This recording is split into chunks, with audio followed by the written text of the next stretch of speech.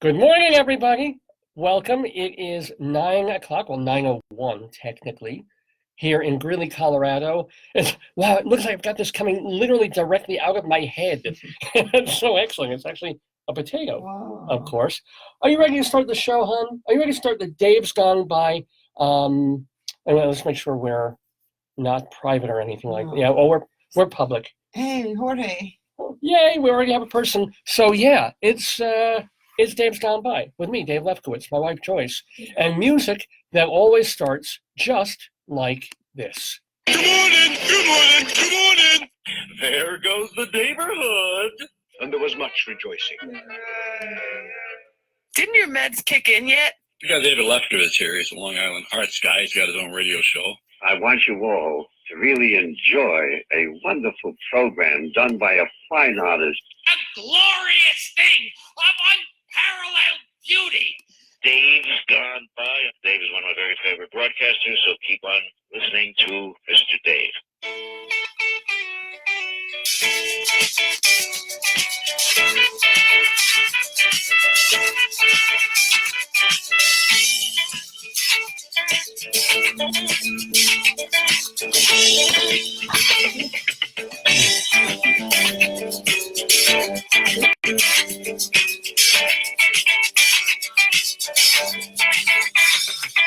Tropical hot dog night.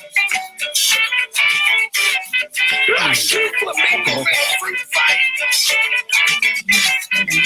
Every color of day. Whirling around at night. Well, there goes the Daverhood. Good morning, everybody, and welcome all to the Dave's Gone By Facebookio program of the stream. Welcome to my darling and adorable wife, Joyce. Let's see that, your beautiful hand. There it is. It's like Thing on the Addams Family. It comes on the screen, and that's all you see. But welcome also to George and to David from my high school. And Warhol's with us, yay. And Kathleen, who's the name of a famous actress, but not the famous because she spells it differently. And Michael and Bruce and all the other folks who are watching on our Facebook page, Radio Dave Lefkowitz, where every Saturday we do the Dave's Gone By program. A mix of humor, talk, music, interviews, and we do have a great one today. And then also me with like a potato above my head, but we're trying to angle this so it looks like I'm wearing his tiny little hat if I cock my head to the side, sort of like that. But also, oh, that's kind of cute. He's sort of literally on my head. Is that distracting or irritating? No, it's not distracting. Oh, good. Oh, good. Well, how you doing, hon? I'm stretching my IT band. Yeah, all week. Oh, you've been going to the gym. You work with a trainer. And first of all, where is the IT band? Is that your quad or is that something No, else? it's something that connects into my hip. Oh, Yeah. okay. So it goes like from the butt bone to the hip It towards the feels knee? like somewhere, I don't know where the insertion point is, but it's somewhere. Well, the insertion point is, I hope I'm the only one touching that. But thank you. Thank you ever so much. Oh, by the way, welcome to Bruce and Daryl and Ian and Jay. Oh my goodness, Jay, who is a friend of the Daverhood and who's in Uncle Vanya off Broadway as we speak. Lawrence is with us. Mrs. Bakbagak is with us, of course. Potato with his styling shoes. Well, Mrs. Bakbagak is, why is she so active this morning? Bakbagak, Bakbagak, Bakbagak, Bak. Yeah, hi, Mrs. B. Oh, I know she's kissing me or she's pecking me. Why is she going after my earwax? That would actually be a very good thing. Remember the WaxVac? Oh, come on, you remember the WaxVac. It was a commercial on TV. It was the greatest thing ever, where you see the guy, he's got a Q-tip in front of a mirror. He's coming out of the shower, and he puts the Q-tip in, and it was the best acting I've ever seen. I've seen Brando. I've seen Brando on film. I've seen John Malkovich live on Broadway. Yeah. I saw Brian Dennehy. Meryl Streep.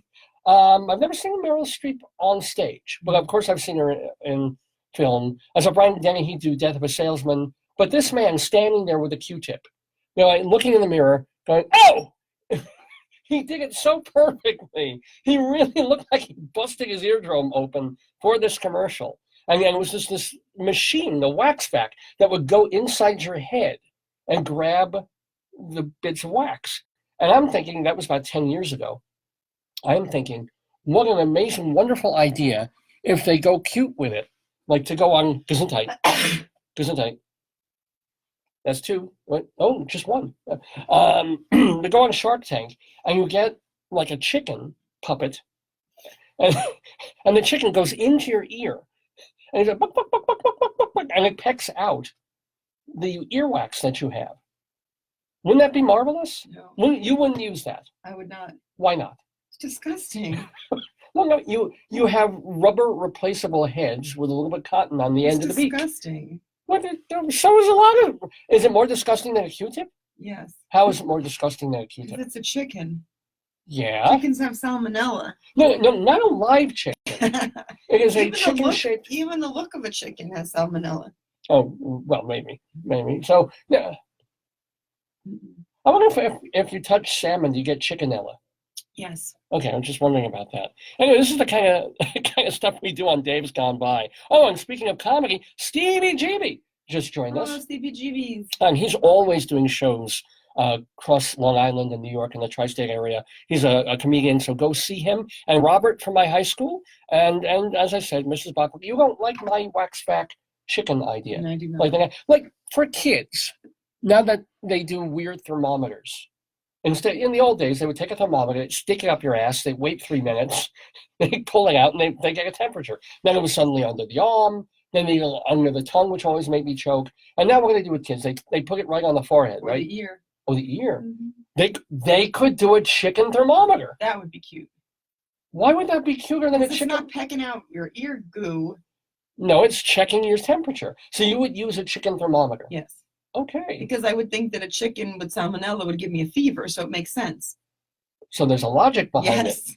Okay. Would you do like other animals? Would you do like a hippo thermometer that would cute? No. No. I do a manatee thermometer. Wouldn't that be so? Yeah, but it'd be so because a manatee isn't shaped. No, but it would be so you make it small. A giraffe thermometer. Yes. That would make some. Wouldn't that make wonderful sense? You see the, but you have to be mercury. You have A to be the old llama, kind. a llama. A llama That'd mom. be cute. You call it a llama-mometer. Yeah, that's cute. See, this is why I do radio, ladies and gentlemen. It's not radio, it's video. It's video. It really is. It's a TV thing. Yeah. It's a hybrid podcast, It's a podcast. Facebookio program of the stream. Facebookio Podcast with Live. video. A video cast. It's called Dave's Gone By with me, Dave Lefkowitz, my wife Joyce, all of you watching and listening, potatoes everywhere, and so much cool stuff to do on this episode of the show. And this is really, really neat, we have a guest in the Daverhood, Yeah. and she is a lovely songstress. She has a great, throaty, jazzy tone. What is her name? Her name is Stevie Holland. Stevie GV? No, not Stevie J. But she'll be our second Stevie. And what is Oh, she this year. sing? What is she Well, she sings mostly, excuse me, Ballad? typical American standards. What do they call that? The American songbook. Songbook, yeah. But also mixed with jazz and some modern Carly Simon kind of stuff. Wow. But the reason we're having her on the program today, Why? Stevie Holland, is that she and let me get a little more light on. I think I need to push this up a little bit more. Oh, that's a little better. She has done a show for about 8 or 9 years now Yeah. called Love Linda. Linda? Linda being Linda Porter, Yeah. the woman, go figure, who was married to Cole Porter Oh, Mrs. Porter. for Yeah. she was with him for decades, Yeah. right? Even though he essentially did not like women very much, but she was there for everything. She was there for the life, Oh. and I'm sure they loved each other. Yeah, but also a lot of men in that time they had like a beard, right? You had to have somebody in society because society was really homophobic. You had to have some, to be successful probably, or when he went to dinner parties and whatnot, he probably had to bring someone. Well, of course, and she loved that. She loved mingling with Oh. everyone, and there was a love there, and he may have been bi or pan Yeah. as much as anything. I mean, they tried to have a baby, didn't work out. So Oh. it wasn't just that he was probably like 80% On the gay. spectrum, Yeah. on the spectrum. Exactly. But the point was, she was there for the writing and composition of these things, for his whole lifestyle, Yeah, yeah. trying to live her life as well. What did she do? What was her job? Well, I'm not all that sure. But a good way to find out is going to see the show Love Linda, Oh. The Life of Mrs. Cole Porter, Where is which Stevie Holland is doing. In the village? She's actually doing it at the Triad, which is up on West. I don't have that in front of me. I think it's either 72nd or 76th Street Oh, yeah. in Manhattan. Yeah, is that the one that's near? Oh, it's on 72nd. Yeah. And for more information about that, you can go to triadnyc.com. Good for her. Now, she's been working and reworking this show for decades. It was short. It was like I a wonder what made 20-minute her thing. interested in the character, or in the person. Like, what of all the songs and all the singers and all the things she could do, I wonder why she picked that. I mean, I'm sure she loved Cole Porter's music, Mhm. and then she got fascinated. I mean, we'll ask her, I guess. Yeah. But I'm sure she was fascinated, like, oh, there was this woman who was with him for all this time while he was writing these incredible And they were songs. married, right? They were married. Mrs. Linda, I forget her maiden name, but she was Linda Porter. And so Stevie Holland is doing this show about Linda Porter. They've revised it again. They've revived it again. It's directed by Richard Maltby Jr., who's got like Tony nominations and Tony Awards for directing, and also he is a composer himself, a composer lyricist. So yeah, or he's a book writer, lyricist. He works with David Shire a lot.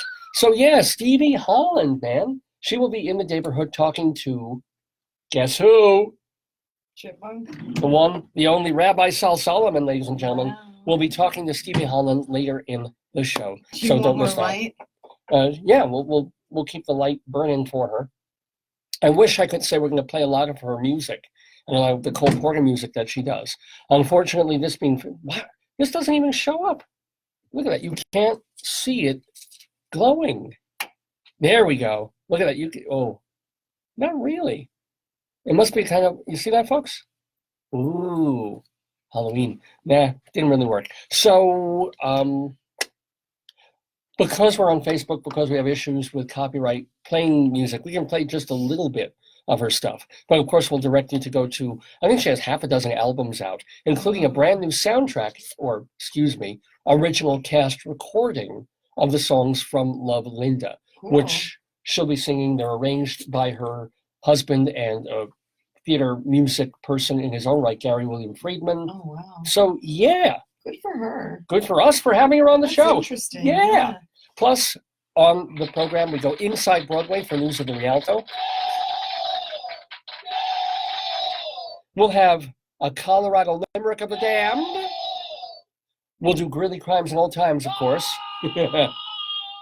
We will have a new installment of Potato News. In fact, it's a chock full installment of Potato News today. And what else? Oh, story time!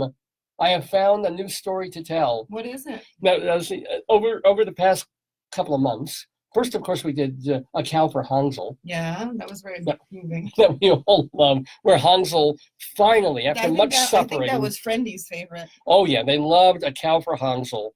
And it took week after week after week to tell us. We did the Vegetable Friends book, which I particularly loved. I loved that. Then the last 2 weeks, we did Little Bill, the Bill Cosby book. Is it over? Yeah, we did this in 2 shots. Is it short? Yeah. Yeah. You did Vegetable Friends. Did you mention that? I just did Vegetable Friends, Little Bill, and Are you going to do the Chocolate Touch? probably. But I felt like doing this. This is so good. Because I went back to the service station where I got the Cow for Hansel book, the book that started StoryTime. So I gave them back A Cow for Hansel, and I thanked them very much because they were doing stuff to our car. We needed an oil change, and then the battery went out, and etc. So I go back to the service station, and I look through their books again, hoping, against all hope, to find something wonderful. Yes. There's no way I'm going to find another piece of magic like A Cow for Hansel. That was a one-of. Yeah, but this is a one-of too. You want to talk about great titles of children's book? There's The Yearling, Yes. right? Horton Hears a Who. Horton Hears a Who, The Cat in the Hat. What's another? Charlotte's Web. Yes. But this is my kind of children's book right here, ladies and gentlemen. What is it? It's My Deputy Friends and Me presents My Sheriff Goes Over Weather and Farm Safety, featuring Casey the Canine. Oh, he's very famous, or she's very famous. Really? Let me see if it's a girl or boy. Do they show that? And on the back, it advertises hotels where you can stay. So yes, ladies and gentlemen, if you're looking for a reason to keep the kitties by your TV screen, well, by your computer screen, we're actually reading the unforgettable My Sheriff Goes Over Weather and Farm Safety with like Casey the that. Canine. What's a coloring Oh, and book? somebody tried to color on it. Look, Yeah, some yeah. poor child tried to scroll. Must be someone in the Greeley educational system, right? Oh my God, look at that. So that's going to be story they time. colored part of it. Yeah. Oh, so they gave him blue overalls, so that's And reasonable. then- oh no. There's cows involved. Things you gotta stay away from on the farm. That's not what you do on a farm. What can we do on a farm? What can we do on a farm? Moo, moo, moo. That's what I do. That's what I do on a farm. So, yeah, there's that. What else are we doing There's on the a show? tornado involved, tell them. No kidding. Oh, that's Yes. wonderful. Oh, so apt. Can we talk about the tornado and the No. weather? You don't want to talk about the weather? No. Well, I mean, we didn't have a tornado here, but at least finally we had a weather event that was really, that they covered it right and was worth its Yeah. visual entertainment value. Now that, see, Puerto Rico was enormous a year and a half ago, but they couldn't come because you had to fly everywhere. And I don't know, Puerto Rico was an incredible disaster. And yet we didn't see really enough of it, maybe because it's not one of the contiguous 50 states. And then they have Florida, or Florida was this time. What was that other one, that big event? What big event? After Puerto Rico, there was another, was it Texas, I think? But nobody really cares about Texas, and Texas is flat and garbagey anyway. But, but now you have Florida. And for this hurricane, they've been doing it right. Because unlike that George Carlin routine, and we talked about it a week or two ago, where if there's going to be a disaster, I want it to be disastrous, and I want to see it, okay? I want to go on the major news channels, I want to go on the talking point news opinion channels, and I want to see houses turn to rubble. I want to see cows flying down the road, like in that movie with Helen Hunt in it. I want to see just stuff in tumult and chaos. Like, you know, in the Bible, in Genesis, God created the world, and before it was what they call tohu vabohu. That's what I want to see when I turn on the TV. So tohu vabohu. What does that It was a very cool way of saying it was just, there was darkness, light, it was all mushed together. There was mud, fog, silt. there was literally nothing in the world except nothingness. It kind of describes this university, but you know, hey. So I want to see tohu vabohu when I tune into hurricane and storm surge. That's a new one. When you were growing up, was there ever such a thing as a storm surge? I lived in New York City. There was no Storm surge, yeah. The storm surge was when a fire hydrant was open. Yeah. Well, I know a Russian guy who was kind of mean named Surge. Well, he was storming. That was a storm surge. Yeah. No, that's a terrible joke. I'm sorry. But at least this time, when we saw the aftermath of Florida, and they're showing it now, Yeah, it's bad. it's like Mexico City, or Mexico Beach, Florida, Yeah. in the Panhandle. Whoa, It's that's massive. my kind of destruction. It's very sad. It upsets me though. Well, yeah, I mean, it's a horrible thing. There's still 1 million people without power. I know. A day and a half I can't later. imagine that. Yeah. Well, yeah. Or is the thing like, I'm sure there's 1 or 2 houses here and there that withstood damage, but who can move back there? Well, all your neighbors, there's like a 2x4 next door I now. know. So it is sad, but finally we got the destruction and the coverage. Even the Weather Channel, which usually disappoints the hell Remember out of your me. Weather Channel, the CNN guy almost got hit in the head with the board? Yes, that's what I want to see. I want to see that guy standing there clinging on to something. It's like, we're here, there's weather, you know. And gets pulled out of the way or clomped on the head by something. Yeah, that's bad. So this was not cool. It was horrible, of course, but at least it was worth the watch. And Weather Channel did it right for once. They didn't clog up their screen with 9 different windows or They something. have to do that. They don't have to do that. They say, oh, we have a terrible weather event. Let's cover it. A little bit of a So crawl sad of the that that's weather their locally. job. Why? It's a great job. It's a terrible job. Why is the weather a terrible job? Because then you're predicting people's tragedy. You can also predict sunshine for most of the country the rest of the time. Mm. And you predict, they don't cover the rebuilding. They don't care about that. They care about the next weather what's event. up with that? Yeah, there's a storm brewing coming up the middle of the country right now. I think the worst thing is if God forbid that storm is your name or that hurricane is your name. Oh, I know, right? And it's like, imagine like it's like Tornado David, or eventually it will be. They have so many of these. Most of them are not terribly. They start as a category 2. They go through the alphabet and they go they switch off. So if you have a normal name-ish, at some point there was a hurricane named after you and a storm, probably a couple. I don't think there was ever a Joyce. Oh, but you want to bet? I mean, we can go Google. I'll bet you lunch or whatever. I'll pay for lunch. In a matter of speaking, you make all the money in the family anyway. But I'll bet you lunch there was a Hurricane Joyce. Look it up. I guess we can. I guess, usually you do these things on your telephone. Want me to do it? No, I'm going to do it right here. I'm going to do a Chrome window, Hurricane. I'm sorry if this is annoying, the typing sound here. I don't know why I look this. 3 tropical cyclones, not just one, but 3. You owe me lunch. Look, stayed at sea, did not affect land. I didn't affect land. Yeah, okay. Cyclone Joyce. Woo! So, see, you weren't a damaging hurricane. Was there Hurricane David? I'll bet. A bunch. I hope I killed some people. Let me see. Hurricane, an extremely deadly hurricane. Massive destruction in 1979 in the Dominican Republic. So I'm badass. Hurricane David. You didn't know if there was one. Hurricane David was remembered. See? I'm not going to be remembered for my theater, my plays, for this radio podcast show. But for being named after a deadly hurricane in the Dominican Islands, my name continues. Chazak! No, Dominican Republic. Dominican Republic. Anyway, by the way, welcome to Karen from my old library. And Art Paul, yay, Art Paul, who has a new instrumental on YouTube. Ask him if it's about the hurricane. I doubt it. So, I mean, he does tend to write them very quickly. He's extremely prolific. He's like Sia, only not with the wig. It's true. Their hairstyle is somewhat similar if you get to see him. He's got that Wisconsin bowl cut. Really? That he goes for. Yeah. Is one half blonde and one half black? No, he doesn't do that. But he does have that sort of mop-ish mop top in. Yeah. Maybe Art Paul, are you Sia? Oh, you never know. Oh, look, he wants Hurricane Arthur. Hurricane Arthur. I'm going to check. Art Paul. Let's take a look. Was there a Hurricane Arthur? I'm sure because the A's go first. Now we know there's a Hurricane Carter. Whoa. Yeah. The earliest known hurricane to make landfall in the United States. Wow. He was only category 2 though, my friend. And the first hurricane. Oh, and then wait, what? What?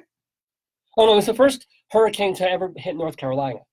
That was it. Oh, okay. But you have a hurricane, Art Paul. I'm just wondering now with all these people naming their kids and black people naming their kids, is there going to be a Hurricane Tanisha at some point? I hope so. Yeah.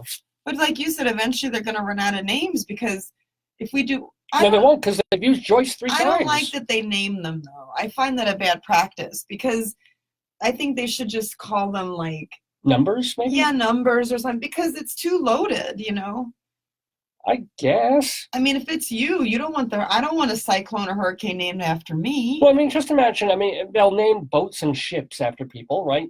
The Queen Mary. What happens if it sinks? Well, they were lucky that the Titanic was not named Irving. I know. Because everyone named Irving. Oh, yeah, Irving. You sank in the whatever. Yeah. I guess that can happen. They used to name, I think, airplanes in the military when they were flying in World War II. Did they? Not sure about that. They used to put sexy pictures on them, and then they put bombs when they killed people. Well, yeah. So maybe the bombs were named like Betty. I didn't remember Betty having something to do with World War II in Japan. Yeah, right. Well, yeah. I don't know.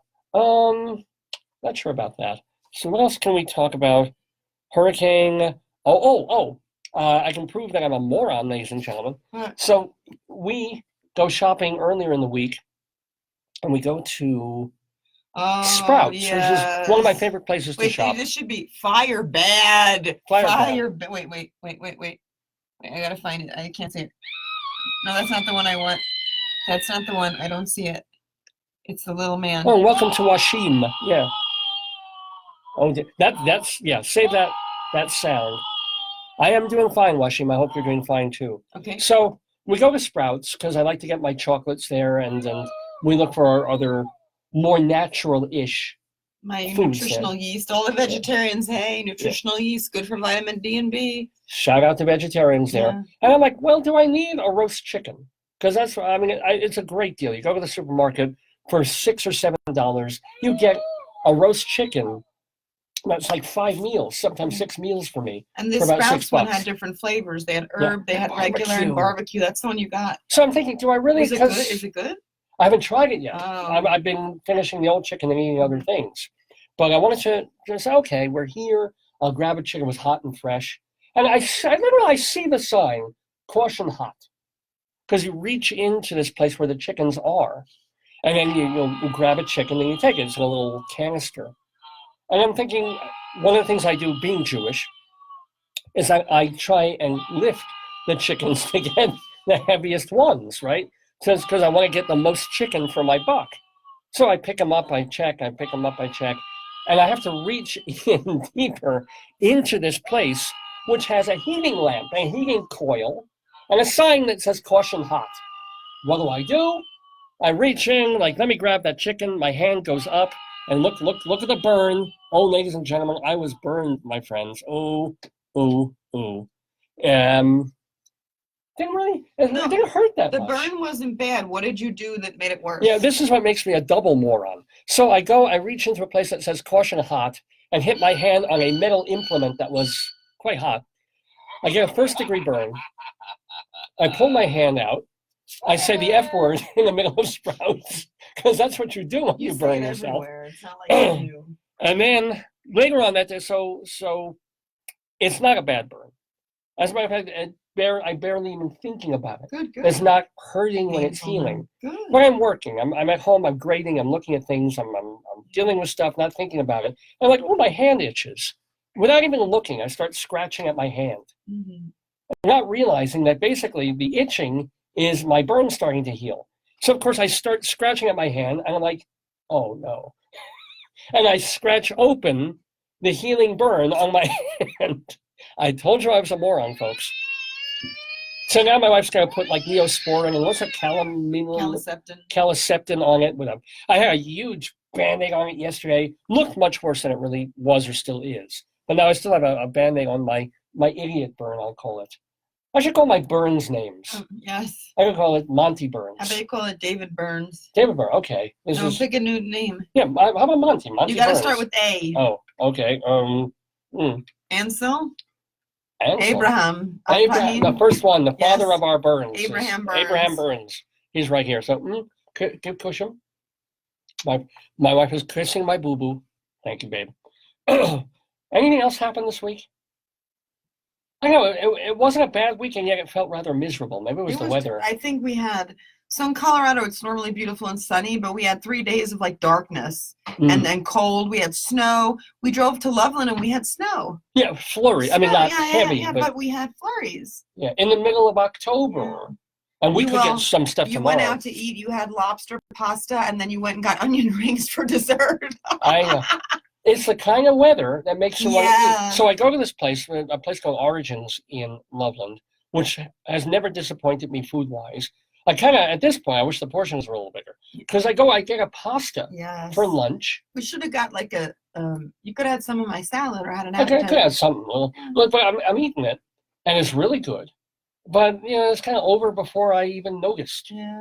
And so it's an entree price. It's not like a cheap little appetizer thing. And within a half hour, we're about a half mile away at this place called Runza that we go, which has, you can get an ice cream cone for $1, which I think, yeah. And we like the people who work there. They're very engaging. Remember? Oh, tell them the one had the battle of how he forces people. Yes, ketchup okay. on onion rings. So when we go there, and when they know us by now, because you get an iced tea there all the time, which is $1. And you sometimes get an ice cream cone or a sundae. But it was cold. It was cold. And I was hungry still. Yeah. So I'm like, you know what? I'm going to try. They have onion. You can't get onion rings a lot of places. No. A friggin' $12 bloomin' onion at the Outback, which is insanely salty and expensive and but you didn't want that. Huge. Yeah. No, I just want a couple of onion rings. So I get a big size. I just onion rings is good. And she asks me, Mhm. the lovely lady at the counter, do you want ketchup Well, you with kept those? saying, me one ketchup, me one ketchup, ketchup, ketchup, Ketchup. ketchup. Yeah. Well, and suddenly, like 3 different people from No, the no, no, kitchen. no. And I said to you, yeah, I said, yeah.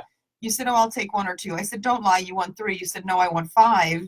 And so then you were open about it. And she Yeah. said, the lady told you how she likes to put ketchup on macaroni and cheese. Right, which I thought was a little weird. Well, because, and then I told you to tell him about mayo chup, which nobody seemed interested Nobody, in. nobody cared about But then that. the guy who does the cooking in the drive-thru, he came out of the kitchen with the drive-thru earpiece. Yes. Tell him what the, And he was saying, but he was pro ketchup, right? he said there was some guy who he was working the drive-thru and he said, would you like ketchup for your onion rings? And the guy was like, no, that's disgusting. What are you, crazy? I never put ketchup on an onion ring. And then the guy in the kitchen said, now what I do is every time I serve onion rings, I ask for ketchup. I ask people if they want how many ketchups, and I put ketchups in the bag. Yeah. Potatoes love this And story. you told the lady your special steak mix. Oh, yeah, she Yes. didn't know this. No, she was This oblivious, was yeah. taught to me by an old friend of mine. Was the best thing to do. The best, even better in some ways than A1. Wow. If you have a steak, it's as simple as this. You mix mustard and ketchup, and a little bit more ketchup to the mustard because mustard is very strong. But you mix those 2 together, and that is the best dipping sauce, and it's wonderful. I've been doing it for years. Better, I have to admit, than mayo chup. They're our friends. Yeah, but now we go to Runza. There's going to be this whole thing of ketchup now. Yes. When they say, do you want ketchup with your ice cream? Yes, yes. I absolutely want ketchup with my sundae. Well, Potato could eat it. Of course, Potato could. I get ketchup for You them. should bring Potato to show them. Next, you know what? I'm going to do that. Pick a Potato that has like more winter outfit. Oh. Somebody has to have a. Here, the one that says it's cookout time. That would be. They might cook him. Yeah. Can you grab him off the wall? He might be stuck there. Oh, yay. Look, see? He would love to come to Runza with us and have some ketchup. Yeah, but it might get messy on his shirt. Oh, that's true. Maybe we can put a bib over it. Yes. Yeah. Maybe at Target today we'll get a bib. I don't think they have bibs that small, though. He's small. Oh. They'd have to get like a newborn bib, but even he's smaller than that. Oh, speaking of small, how about Vern Troyer, man? How about that? What was that? Did he commit suicide, right? Yeah. Oh, and Dolores Reardon, it was an accident. An accident, yeah. That because she sent a few texts to friends. She took, I guess, alcohol, went in the tub and drowned. I mean, she took, was it 4 times the legal limit of alcohol? Yeah. And then she decided to have a soak in the tub. Yeah, but most people do. I would. Really? The tub is very warming. It's a very comforting feeling, yeah. I know. I would go in the tub, then I'd drink and get in bed. If she were in bed, she would be singing right now. Yeah. But she had to go in a tub or in water. Like Whitney Houston, too, if they just had somebody with them. You know, like if you know. But I wonder, is that a horrible death? Like, if you're so drunk that you drown in water, are you even fighting back, or you just... I think you pass out, and when you pass out, you probably... I don't think... Because your instinct is survival, so if you are drowning, you'd fight back and stuff, but you might be so deep in out of consciousness that you might not know. Yeah, I wonder about, like they say, a great way to kill somebody in like spy movies and things is if you have someone in the bathtub, you just hold their legs and pull them down under the water, and they can't get out. But they fight. Yeah, but they can't. There's a thing where they can't do it if you've got their legs up and really? you're pulling them down. Yeah. I wish that, I think everybody who drinks, it's like when we took the girls to Italy, everybody has a buddy. If you drink or you know you're not in your right mind or people see it, then you have somebody with you. I mean, we had the frat boy who ran off the balcony and killed himself, and he had a buddy. He had a buddy, and they knew he had some problems. Well, the buddy was there to do pictures for Snapchat. No, but it was supposed to. I mean, sometimes even if you have somebody helping you, let's say she's in the tub and she locks the door, and then you try to get in and you can't, you call security in the hotel or whatever. She's alone at night in her hotel room. This is not like she's on a tour bus with somebody looking out that a fan doesn't attack her. If you know somebody's not in the right way, you need to look out, you know. I mean, they said she'd been terribly depressed, you know, but at the same time, she had left a phone message earlier in the day, sounding totally happy, you know, and excited about the music she was making. So whether that was a lie or whether it really was an accident. Or some people before suicide, they get really happy and normative that you think they're great, and then they do it. It's normal behavior. I don't. It's sad though. I think with Kate Spade, with Bourdain, right? Yeah, right. You know, it's. I mean, how come people we hate won't kill? How come Mitch McConnell won't commit suicide? Don't Please, say that. Mitch. No, don't say that. I think it goes to show you just the pervasiveness of it and the pervasiveness of depression and mental illness, right? And the fact that even people who could afford the best treatment in the world are not getting treatment. I mean, Right. Anthony Bourdain, he traveled with all these friends around the world. I'm sure he was in people loved therapy. him, and he had a partner, I forget the woman's name. I don't know if they were married. Asia Argento. Yeah, I mean, they were together, I think he had a kid, right? Oh, did he? I think he had a kid with her or an older kid. Like, it's just sad. Yeah. I mean, it's not as if these people aren't getting help. They choose to ignore the help they're getting. These people have therapists and probably bathrooms full of medicine. Yeah. And then they decide that you have that one day, the Robin Williams day, where I don't want to live with a horrible disease the rest of my life. I'm going to die. Wow. Mhm. It's interesting. Yeah. I mean, look at this potato. He's been trying to hang himself. No, he's flying. He told me he's Peter Pan potato. Oh, is that his reasoning? Flying. Where's my Wendy? Where's my Tinkerbell? Where's my whatever they're called? There's a, for potato Peter Pan? Yeah. Peter Potato Is Pan? it butter? There's a ketchup packet that flies around. Oh. And it glows. They'd like that. But you have to believe. It should be a stick of butter. See, if you don't believe, it becomes tartar sauce. Ugh. But if you believe... No, if you don't believe, it becomes mayo shots.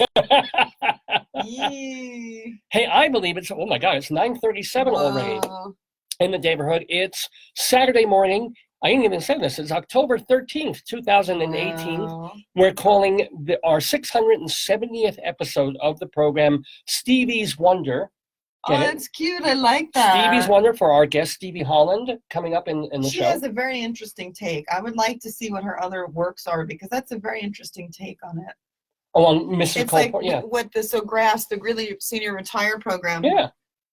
academic program. They did a whole presentation about the wives and mistresses of presidents. Oh, yeah. And I thought, what an interesting take. So she's got that kind of, really nice lens of like going off the beaten track, but not really, and looking kind of, I like that. Yeah, it can be fascinating to look at the people on the sidelines. Yeah. Because, nobody is successful without support. And I think that's a really interesting.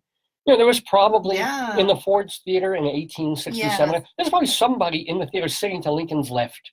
Oh, God. Oh, my God. Oh, my Somebody God. whose playbill got spattered. Yeah. And they're probably thinking, like, I paid a lot for the seat. I want to sit next to the president. Yeah. I was like, can I get my money back? Can I come see the show next week? Oh, God. And meanwhile, or someone was traumatized. But it's like when people look at Frida Kahlo, who, I'm interested in quite a bit.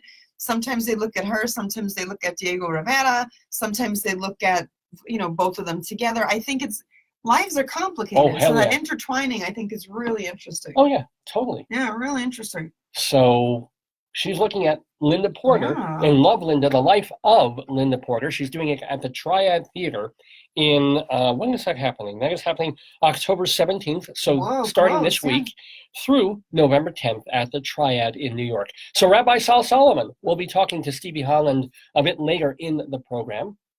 Plus, we'll have a Saturday Segue of songs in the news. Plus, we'll have story time, including this marvelous coloring book, My Sheriff Goes Over Weather and Farm Safety, featuring Casey the Canine. Yeah. And what else? It's a bit long for a title. Isn't it? Yeah.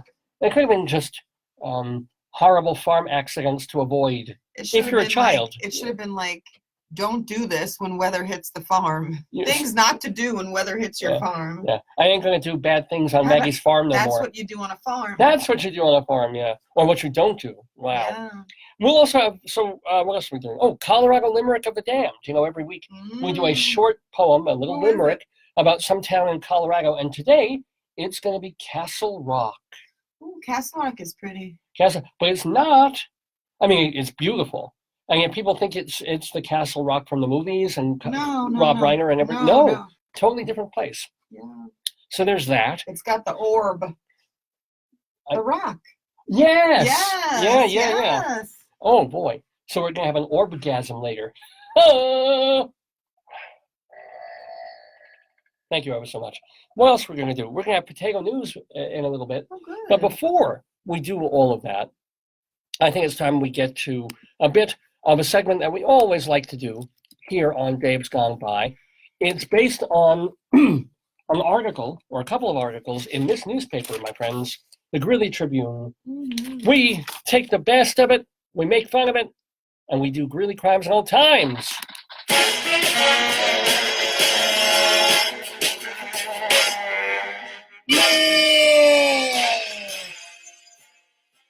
La da da da. Da da da da da da da do. So Greeley crimes in old times, ladies and gentlemen. So here's the deal. In our local newspaper, the Greeley Tribune, there are a couple of different columns every single week. One of them looks at news stories that were published here 100 years ago. And they look for the most nostalgic or weirdest, funniest ones from 1918, back in the newspaper in Greeley. And they collate those and they put those in the paper, our new paper. And also there's Cop Log. And this has to do with phone calls that come to the police dispatch locally in Weld County of people who are calling for help. They're seeking assistance. Yeah, and they certainly need assistance. So welcome to John, of course, and Darian, I think that is, and Art Paul, of course, and Washim, and Donna. Oh my God, Donna from the chorus line, who's a friend of the Daverhood, and Lynn and Karen, all these wonderful people tuning into the program. Welcome to you. Are you ready for Greeley crimes and old times? There we go. Oh, Lord. A little bit of a David Letterman move here. All right. Police responded to 11th Avenue and 27th Street. Okay. For homeless people living in the trees behind the business. What? I will repeat that. How do you live in a tree? I don't. What are you, a squirrel? No, maybe I have a tree house. I don't know. I don't know how homeless people would live in trees. I don't understand that. The caller said the people smelled like poop.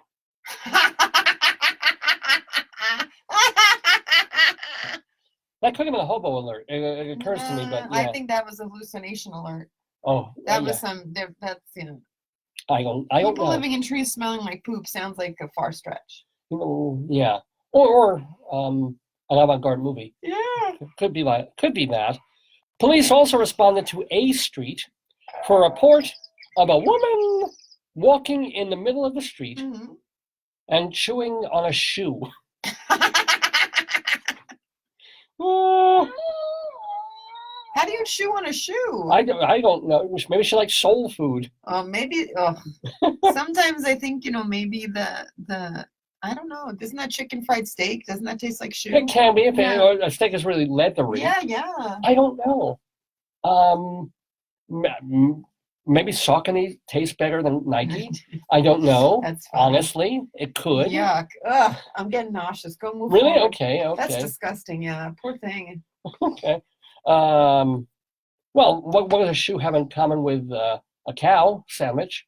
They both have tongues. Oh. Yeah. Okay. That's anyway. Disgusting. This is not disgusting. Okay. The tall Inspiration Tower in South Greeley has always been a great gathering point for residents. Oh, good. But now, vandals have become a problem. Yes. They've written obscene words on the benches. Ooh. They've left scads of watermelon rinds, pie crusts, and other trash on the tower. Oh, my God. And they've shot out all the lights with a slingshot. Cow. Something must be done, said the Greeley Tribune 100 years ago. Wow. Who snacks on watermelon rinds in the middle of the street? You know who should have done that? What? Those people, homeless people living in trees, Yeah, they would have liked that. been, They could have fixed the lights. But then the statue would have had a lingering poop smell. That's hard. And that is tough. Yeah. A resident called Weld County Dispatchers about a scam on Craigslist. Uh-oh. The ad was for where is that? The ad was for a 3-bedroom home in Greeley for $760 a month. Okay. That's sketchy. Well, the caller said, and I should mention this to my class on Tuesday. The caller said she knew it was a scam because the person who posted the ad had horrible grammar. Whoa! See, I teach English here at UNC, so wow. See what happened? So grammar will make. How do you know it's a scam? Maybe the person just doesn't have good grammar, but has a good house to rent. Yeah, a fair house and a really good price. I don't think it's a crime to have bad grammar. It should be.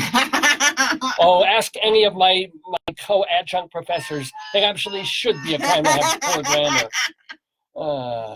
Hey, 950 bottles of illegal whiskey Woo! were found Yes. in an abandoned horse wagon Mm-hmm. in a canyon near Carr, Colorado. Mm-hmm. Authorities say it is the largest haul of bootlegged whiskey ever confiscated by the state. Wow. Mm. And the horse was later found passed out next to a hooker in a pool of his own vomit. Whoa, that poor horse. I'm telling you. At least he didn't need his own shoe. That's true. I've forgotten the name of what they call those things that you hammer Horseshoes. into. Oh, horseshoe. Yeah. Well, it would have been lucky. A horse eating his own shoe. If he ate it this way, it would be lucky. If he ate it this way, not be. No, Yeah, not so that'd lucky. be bad for What's the horse. going on there? Oh no, don't worry about that. That's just an iCloud notification. And so what else on Dave's Gone By? We're doing Greeley crimes and old times. A resident called dispatchers to say that he was walking to the Yeah. Greeley Police Department to discuss false accusations made against him. Mm-hmm. The man said he would be the one waiting in the lobby with no shirt on.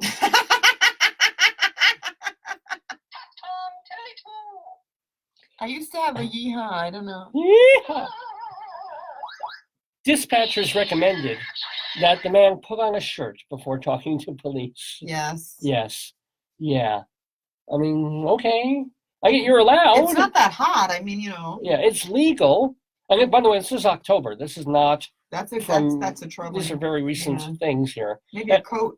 Police did also respond to Woodbriar Park. Oh. What a lovely name, Woodbriar Park, for a report of a woman sleeping on the toilet and refusing to leave.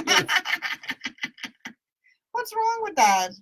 Well, I guess if other people need to use that particular toilet, I'm sure there's more than one toilet. I imagine so. And how do you know who asked her to leave? I mean, that's even more complicated. Probably the guy who needs to clean the toilet in Woodbriar Park. Oh. If she's there for hours, I mean, you go on the subway and there's someone taking up 3 seats Yeah. because he lives there. This woman, but how comfortable can it be Not really to comfortable. sit on a toilet? And you will get hemorrhoids, right? If you But sit, maybe if you're very sleepy, you won't know. I guess. If her pants are pulled up, it's, I guess, fairly comfortable. Or if she has the seat down, I you don't can know sit. the whole details. You have to look into Well, if that. you're sitting on a toilet and the innards are distended for that amount of time, that's when the alligator comes up and bites the red part. No, that's not good. I don't know. You have to investigate that.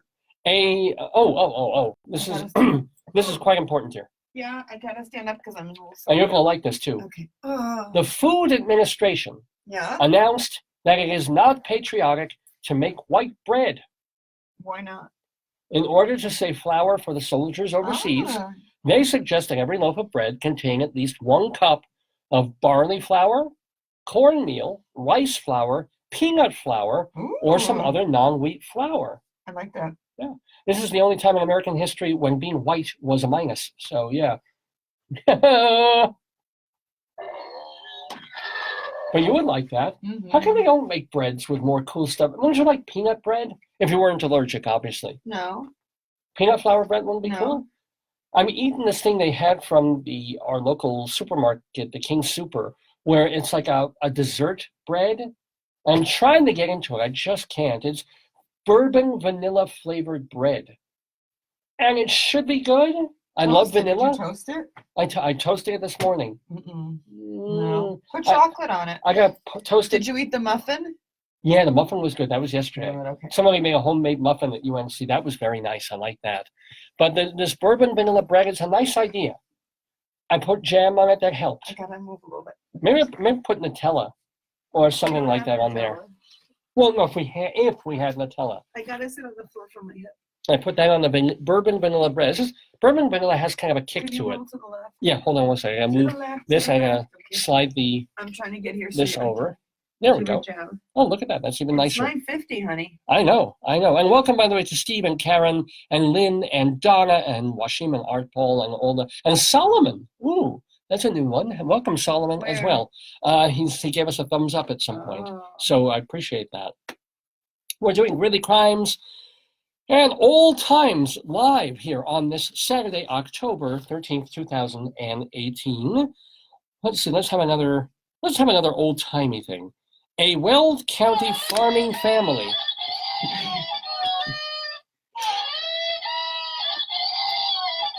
Rabbi Solomon would appreciate this. This farming family has, guess how many children? 17? On the nose. Of course. 17. You make fun. I'm psychic, you dodo. I got the look. You got 17 children. I'm psychic. All of them. What? All of them. Yeah. Under 14 years old. There you go. Wow. Yeah. And they're all working the sugar beet farms. Oh, just like Hansel. Yeah. Well, he was working potato fields. I think they had a long winter. Apparently, this is illegal because all children under 14 must be in school during school hours. Can you imagine like 5-year-olds just working the fields all day? Why not? Oh, man. Anyway, police responded to 12th Street. Wait, I need the... Oh, drop the sound machine here. Can we get, what was that? There we go. A man was reportedly beating his 3 pit bulls with a 2x4. Oh my God. I mean, it's horrible, but it's kind of a funny image, isn't it? Well, the accused dog owner let police inspect his pets, which appeared healthy and alert. The caller said she didn't actually see anything because she can't see well through the fence. What? Maybe he was doing construction. Who knows what he was doing? But he was not beating his dogs with a 2x4, as she alerted the police that he was. Oh my God. That's like, and if there was any dog that I would beat with a 2x4, it would be a pit bull, you know? I know. Why people still continue to get those dogs, I will never understand. Let's see, another Greeley crime and old time. Police responded to 9th Avenue, so it's not 8th, but it's close, for a father who allegedly stole his daughter's purse. The father said his daughter simply forgot her purse in his car. The daughter maintained he had stolen it, and they both demanded the chief of police investigate the incident. So, all happy families, what is it? It was Tolstoy. All happy families are essentially like all unhappy families report on each other in different ways. Yeah. So quite a fun times in families in Greeley, Colorado. By the way, we're doing Greeley crimes and old times. I want to go far afield. Sometimes we do this, where even though it's Greeley crimes and old times, we get some wild fun news from other places, from all over the world. And we're going to go elsewhere for our old times. You ready, babe? We're going to go Dateline China, as President Trump would say, China. The Chinese technological website Abacus reports that toilet paper is going viral over there. Owners of the Xiaomi fitness tracker Band 3 discovered, and I really have no idea how, that their fitness bands would display a heart rate when they were attached to rolls of toilet paper. Under the social media platform Weibo, it's hard for me to see this. Users of the social media platform Weibo posted numerous images documenting the phenomenon. They also tested such cylindrical objects as bottles, cans, and the appendage of a stuffed animal. All of them showed the mysterious phantom heart rate. According to Abacus, if you put this fitness tracker band on a roll of toilet paper, the toilet paper has a heart rate of 81 beats per minute. If you put it on a coffee cup, this coffee cup would get 72 beats per minute, and a banana had a heart rate of 77. Whoa, and swear to God, this is true. And yes, the same thing happened with an Apple Watch Series 4 and an Android smartwatch. Did you ever try your Fitbit? Do you want to try putting your Fitbit on toilet paper? Get a potato. No, yes. Potatoes they go very fast. Then don't try it. Maybe we'll try it at home. But apparently, why does this happen? Scientists are trying to figure out how a Fitbit type fitness band would find a heartbeat on a completely inanimate object. Here, do it on potato. Oh, well, I'm going to try this. Lift the shirt. Oh, woo, I'm showing my titties. Here we go. So Joyce is putting her Fitbit tracker on one of the potatoes. We're going to see Yeah, he's got a heartbeat of 72. Wow. Oh, wait, but your fingers are on No, it. no. But the sensor's underneath. Get another potato. Get Mrs. Bakbagak. So wait, Potato has a heart rate of wait, can we do that? Can we show it on the screen? Look at this. hold it. This is insane. Hold it tight. I can't see. Our potato our potato has a it's not doing it's not showing anything at the moment. Okay. This makes absolutely no sense. Look at this. Is it right? Lift it up just a little bit. Okay, hold it there. 73. 74 beats per minute. Good job. Now let's get Mrs. Bakbagak. Mrs. B, I don't know how you'll strap it on her. This is Mrs. Bakbagak, her chicken. Yeah. We're going to see her heart rate with Okay. Joyce's Fitbit. Okay. Now remember, it shouldn't just be the previous heart rate that you had. No, I'm always 61. That's my heart rate. Oh my God, 75. Mrs. Bakbagak It's reflects. gonna show a spike in my own heart rate when look at 75. Look at this. This is absolutely true. I'm holding her by the bands. We're not doing anything rather than. Oh, I'm going to tap it. Okay. Tap it again. There we go. Oh, it's 9:57, ladies and gentlemen, and I'm sorry. I'm just tapping this thing and nothing's happening. What's her heart rate? 76. Mrs. Bakbagak has a heart rate of 76 beats per minute, according to Joyce's Fitbit. Oh, 78. Oh, she's excited today. Can you see? It's there. Look at that. Look at that, folks. That's real. That was Because real. my heart rate, now it's going to show like my heart rate went up. My Yeah. heart rate's like 62, 61. It's low. Your heart rate is 10 beats lower per minute than a rubber chicken Or potato. or potato. Now, what is the reason for all this? There's science behind understand it, this, yeah. apparently. Abacus found that bananas and mugs provided a heart rate more quickly and consistently than toilet paper, Really? Why? which provides a hint as to why this is probably happening. To detect a heartbeat, trackers beam a green light at a user's wrist. Blood absorbs green light. So when blood flows faster, it absorbs Yeah, but more light. the chicken doesn't have blood.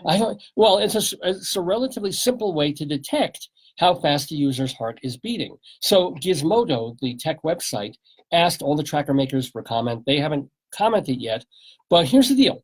The Chinese company that made this Xiaomi band that was reflecting off toilet paper said that objects can reflect light, which could confuse the sensors, that green thing that's coming through. A biomedical engineer told Abacus it was common for sensors to misread light reflections. And since bananas and mugs are more light reflective than toilet paper, they have a faster heart rate.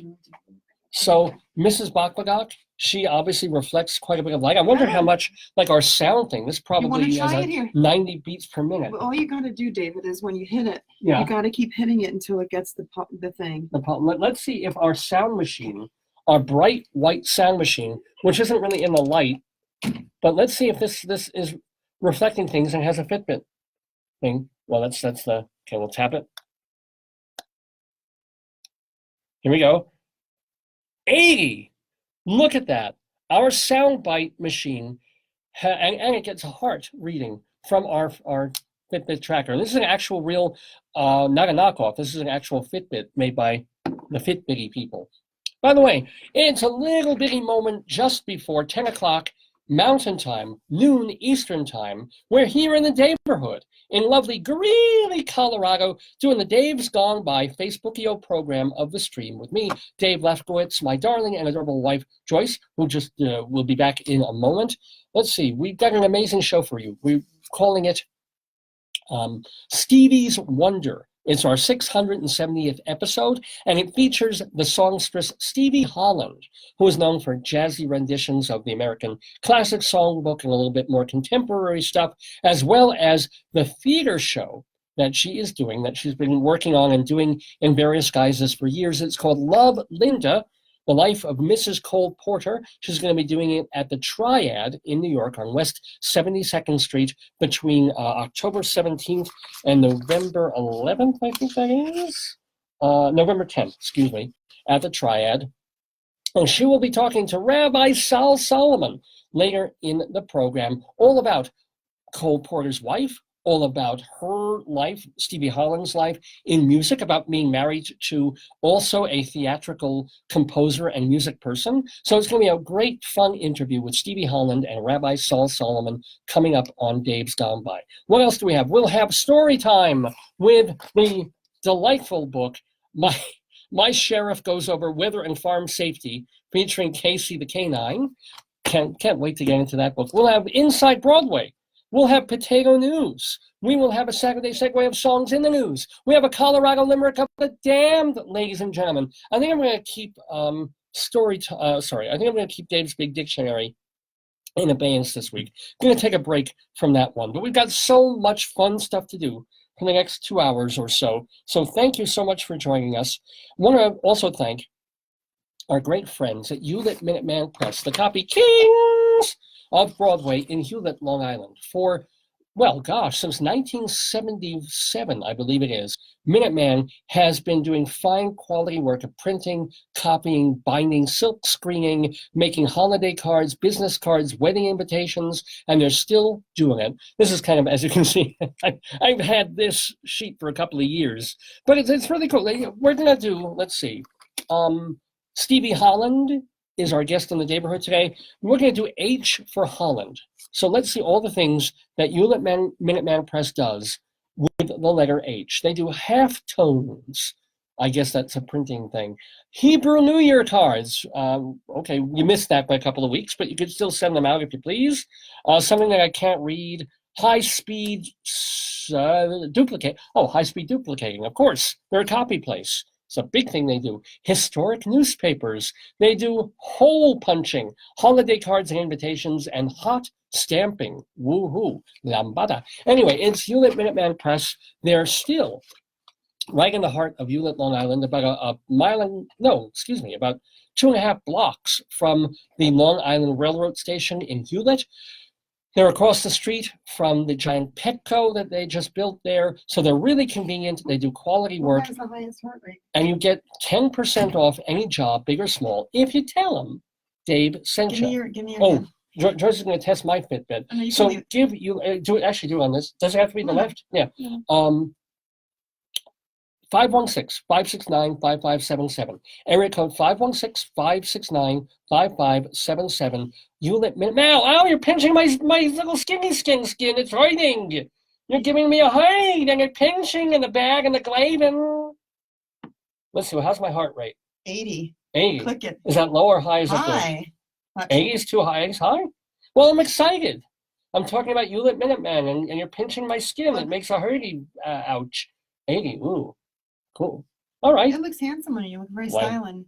Styling. Thank you. Thank you so much. And welcome, by the way, to Steve and Ray and Eric and David, Wayne and Gina and Lynn and Karen and Donna and all the fine folks who have tuned in to this episode of the program. We're finishing up Greeley Crimes and Old Times. Yeah, see, you're pinching with the thing and the hurting and the skin and like the burning in this hand, and now I got the pinching on this hand. Oh, Now it says lady. 80. I'm not 80. What are you? You're 82? Mm. Maybe it takes a while, like a thermometer, to go down from one person to the next. Because I tested the sound machine, and that was 80. Because it's a big white reflective surface. Look at that. See? So tell me what it is. How does it work again? Because it's detecting reflecting, like blood flow is reflecting, or blood absorbs green reflected light, something like that. And so if it's more reflective, a banana will have a higher heart rate than toilet paper. Don't ask. Okay. Beats me too. Anyway, let's do a couple more Greeley Crimes and Old Times, and then we'll get to potato news. Because we got a lot of potato news today. I'll help you with potato news, but then I gotta go. I know. Here we go. Let's see. Police responded to a country club on 10th Street. Right next to the Walmart, ladies and gentlemen. Yeah, right. For a report of a knife Whoa. surrounded by blood splatter. Yeah. Blood spatter Yeah. in a sink in the kitchen. It's called a whoopsie. It's called, turned out the liquid was strawberry syrup. Oh. That's nice. Yeah, I mean, that's kind of a happy ending. You know, David, it's like, remember we went to the sushi restaurant and I called you into the ladies' room? Yes. No, I had to go in the men's room because Yeah, the okay. ladies' room was whatever. You did not call me into the No. ladies' room. And then I showed you there was like a big like bonsai knife, like this gonzo knife, like on the toilet. Yeah, it was like a hatchet sort of knife that was on top of the toilet tank. Yes. And so I go to the bathroom. I called you into the You called me bathroom. to go, you called me to go see this. Yes. You didn't touch it. You didn't bring it out. No, of course not. I'm not stupid. I go into the bathroom and I'm looking. I'm peeing. And I'm also looking at why is there a hatchet? Like, what would the context be for that? And I didn't necessarily want to bring it out to the restaurant because are they going to now use this They'll knife? sanitize it. I hope. It was sitting on a toilet tank. Mm. You know what I'm saying? It wasn't just, I mean, it was sitting above the toilet for God knows And how when long. you flush, it goes all the poopers. But poopers what have. chef would have gone from the kitchen, With a knife? carrying a knife, gone to take a piss, left the knife on the toilet, and he's like, oh, I should have brought this out with me again. That's called, you call it health You know what I'm talking about, inspector? spatter? Yeah. This really happened. This happened a couple of years ago. Anyway. Let's see. Let's do another old one. Okay. Remember this? The Greeley, we talked about this like a week or two ago. Yeah. The Greeley Auto Equipment Company Oh, nice. offered a $25 prize for the best name suggestion for their new tire patch. Oh, we yeah. talked about That this, was yeah. very complicated. Did they get a winner? They got a winner. What's it called? This is actually kind of clever. HOLZIT. Holds it. Oh, that's Isn't that cute. good? That's a cute. winning. That deserves to win. Suggested by CTC professor M.F. Beeson. How many initials are in that? Is that some kind of Morse code? CTC, well, Colorado something. Technical college. Oh, technical college professor. M.F. Beeson thought of holds it. I like that. He earned that $25. Yeah, Good for him. That's probably the biggest salary increase he's seen. Hey, did we ever mention your photo? Did we ever talk about this? Yes, we talked about me not winning. Yes. We did? Are you sure? Yes. That picture of a hail ball won. I don't remember talking about this on the show. It's too painful. Because we asked people to vote for it. We asked people when Joyce had her photograph in the Best of Greeley magazine that they have here. She took this beautiful photograph, and was it Glenmere Park? Yes, it was. Of lily pads, or whatever the hell they're called. Yeah. It was too cerebral. Take what the water gave me. People probably didn't know what it meant. No, they thought Florence and the Machine, you said. Yeah, but it's Frida Kahlo. Fine, but it was, whether you like the title or not, it was a beautiful shot. The light was just right, Yes. bouncing off the water, bouncing off the Yes. lily pad. And I took it with my cell phone. Right. I mean, and you could barely see while you were taking it. It was I just almost by snapped it accident. blind. Yeah, But yeah. it was gorgeous. Thank you. Then there was another photograph that was in the contest, It was because a the profe- editors that was a selected professional. 3 pictures, and it was a pretty great photograph. They found a baby owl in a tree, like peeking out with his big old eyes. I think it was a setup. I gotta say that was a great That was shot. fixed. I think it was fixed. Well, maybe it was, and I thought, okay, you took a beautiful shot, but it's kind of tough to get those great wildlife shots, and that Yes. owl was really cute. People loved the owl. That owl was going to win. That owl was going to Yeah. beat you in the photo contest. Yeah, that's Oh, yeah, and then there was a third photo. Yes. It was after a big hailstorm that damaged our car Yeah. irreparably, and all this was the photo. It was a person's hand, and they had this long sort of Freakish skeletal hand with a golf ball sized Yeah. hail in it. And that was the shot. Okay, hail on a hand, golf ball size. Which photo won the contest? I know. Joyce's beautiful photo of the lily pads, gorgeous, No. frameable. The owl photo, which could be in a picture book of nature photography. Wildlife, yeah. No. Some asshole with a hand and a piece of hail I on think it. it was just because we all got hit with hail. I and don't felt care. It was There's representative. nothing special about that But shot. But it represented our local environment of being, attacked by hail. So that's what I think. So take a beautiful,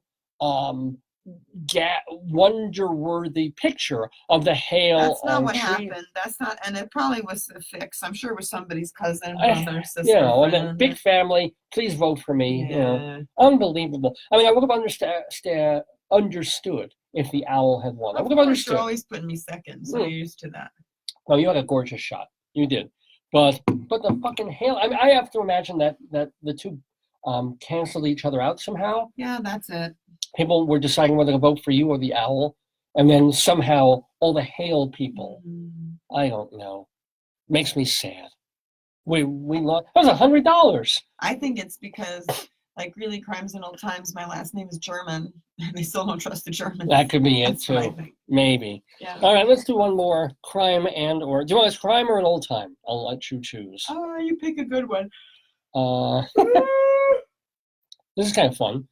Police responded to a store on 23rd Avenue where a man pepper sprayed several customers.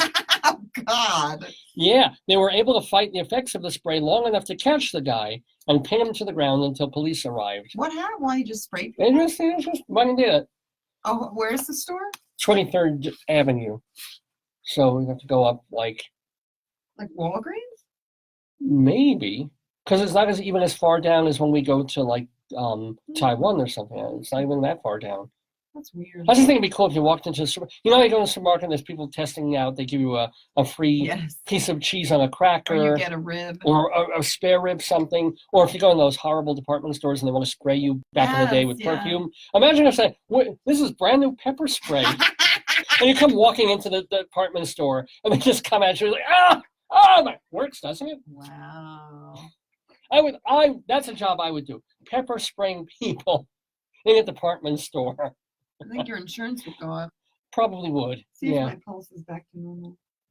I wonder what your pulse would go It's up still to on 70. It should be lower. if I sprayed you with pepper spray. Do you think your pulse would? I think I'd probably have a heart attack and die. It's just capsaicin or whatever, or capsicum. What's the stuff I they put in don't pepper spray? Pepper. Well, yeah. Cap something is pepper, Yeah. unless I'm mistaken. Anyway, that, my friends, is Greeley Crimes and Old Times for this Saturday, October 13th, 2018. I'm gonna go pee. Mr. Horace Greeley was no fool. I'm sure that you agree with me that Greeley was no fool. He is getting at his best. Mr. Greeley was no fool. Yippee-yi, yippee-yi, yippee-yi, yi-yi, yippee-yi, yippee-yi, yippee-yi.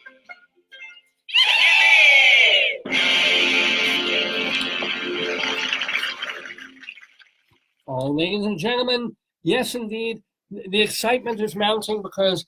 Let me give you a kiss first. Come here. I'm gonna get going. Oh, you're not gonna stay for potato You want me news? to stay? You can, but if you gotta go. So love you. Love you too. Thank you for your help. We do news here for human beings, and we do the Greeley Crimes and Old Times, but it's quite important for us to also, since potatoes are so terribly important to this program, that almost every week we do the potato news. News that is of worth and a lot more lately. and value to potatoes. Well, between you and Fred and people sending me stories about ketchup and potatoes, You have more, yeah. yeah, I mean, there's just more potato stuff going on. It's and it's plus it's harvest time, Oh, that's so good. that's more likely to happen Okay, at love that you, honey. stage. Love you, sweetie. I'll text you and Feed the dog when you're done, and then come pick me. okay, I shall. Love you. And so, ladies and gentlemen, you've tuned in just in time for the potato news. Oh, which involves music, doesn't it? I kind of forgot to do that. Here we go.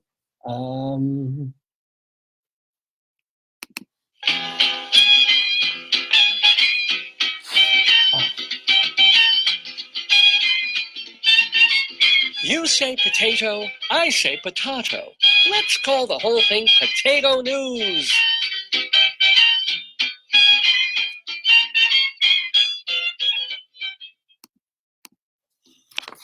Good morning. This is Spudward R. Murrow with the potato news for today, October 13th, 2018. Dateline Utah Salt Lake Tribune. The Four Corners potato may be small, no bigger than a copper penny, but this starchy, edible tuber is mighty. It has survived the wild landscapes of southern Utah for nearly 11,000 years. Packed with protein and vitamins, the Four Corners potato was a powerful source of nourishment for Native Americans living in the state's Escalante and Bears Ears regions. Centuries later, Mormon pioneers consumed the wild potato I'll do that again, folks. Wild potato.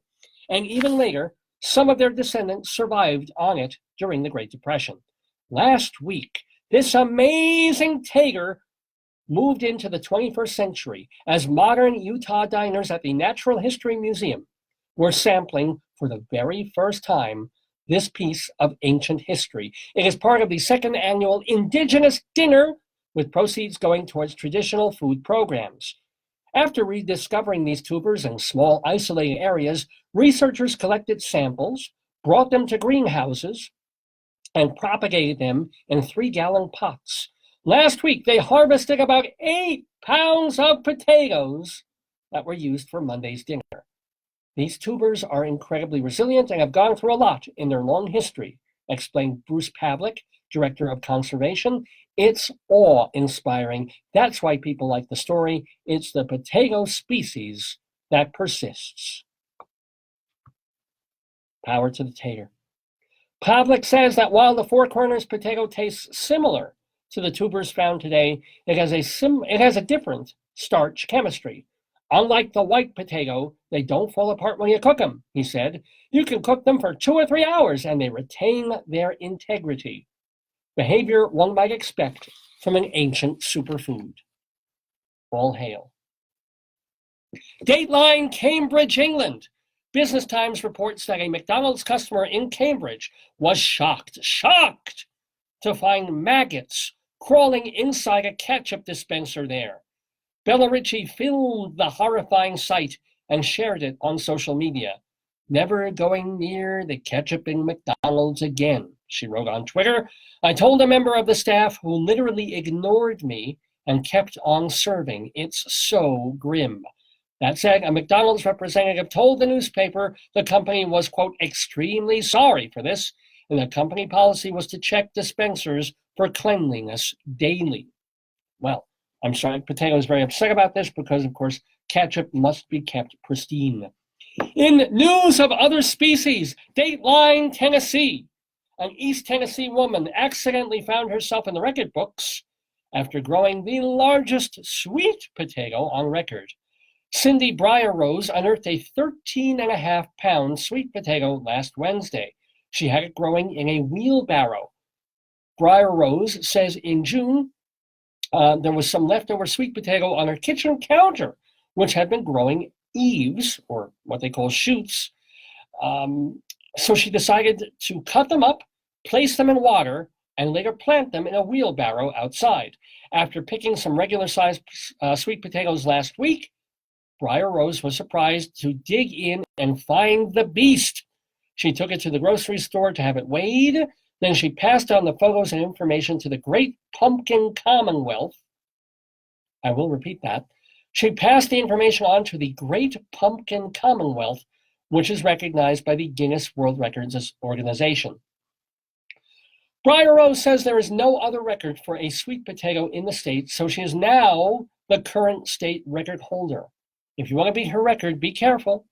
Briar Rose says she will now try and beat the record herself, and she says there will be no shortage of sweet potato fries in the Briar Rose household. Yeah! Just in case you know, in our world, potatoes or sweet potatoes are the second cousins of regular potatoes. Just letting you know. Dateline, Los Angeles. What's the latest in condiment cuisine? Fermented ketchup. Yes, the Kitchen.com reports that Dark Horse Organic is packaging high-end condiments like ketchup and mustard. Company founder Greg Arnold notes, when I started working on making ketchup, it was just crazy the amount of sugar and salt I was pouring into it, until I got to where I was like, that tastes exactly like Heinz. Then we had smoked vegetables like smoked carrots and beets and onions. One day, I took all of those things and blended them. It was really smoky and salty. You don't know how crazy traditional American sauces are until you're making them crazy good, Arnold. Crazy good. And now we get historical on the Potato News segment of Dave's Gone By from the Washington Post. Christopher Columbus and the potato that changed the world.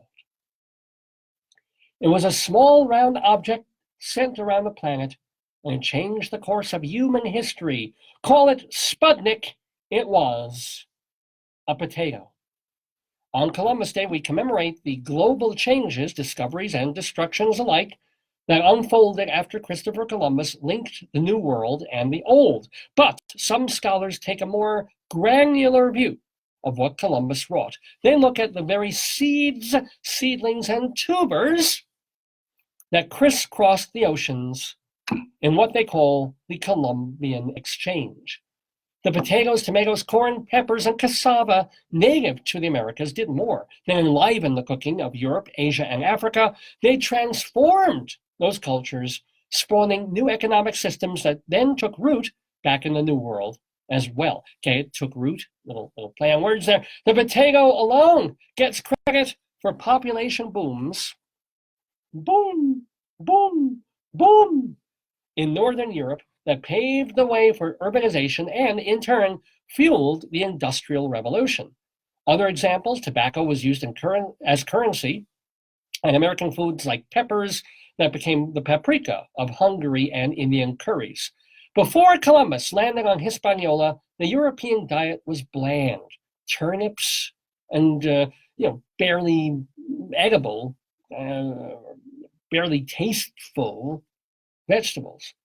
Even so, when potatoes began arriving from America, it took a while for locals to realize the strange lumps were, comparatively speaking, what do you call a strange lump? I'm sorry, potato. That's what they were calling you before they learned better. So when potatoes began arriving from America, it took a while for locals to realize that the strange lumps were little nutritional grenades loaded with complex carbohydrates, amino acids, and vitamins. One economics professor interviewed by the Washington Post pointed out that when Sir Walter Raleigh brought potatoes to the Elizabethan court, they tried to smoke the leaves. Eventually, Europeans figured out how to cultivate potatoes, which, with milk, became full of vitamin D and A.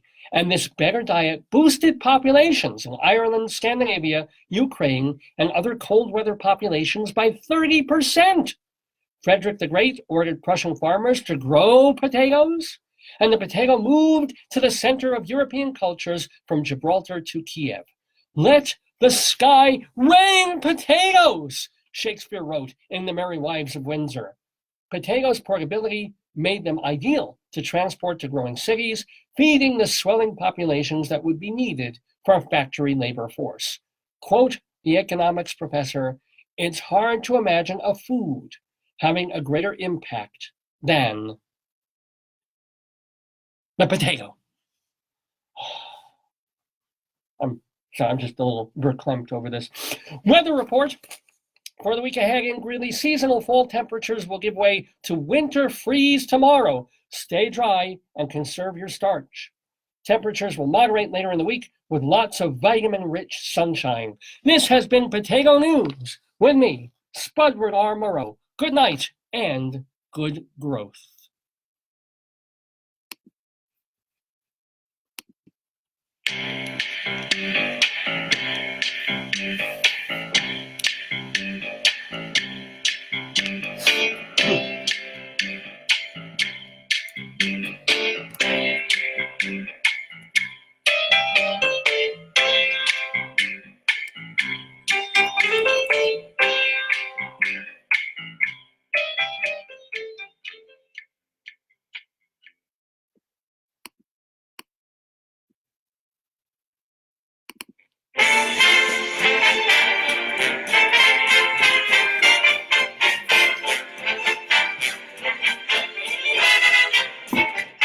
Inside Broadway, a look at theater on and off Broadway and beyond.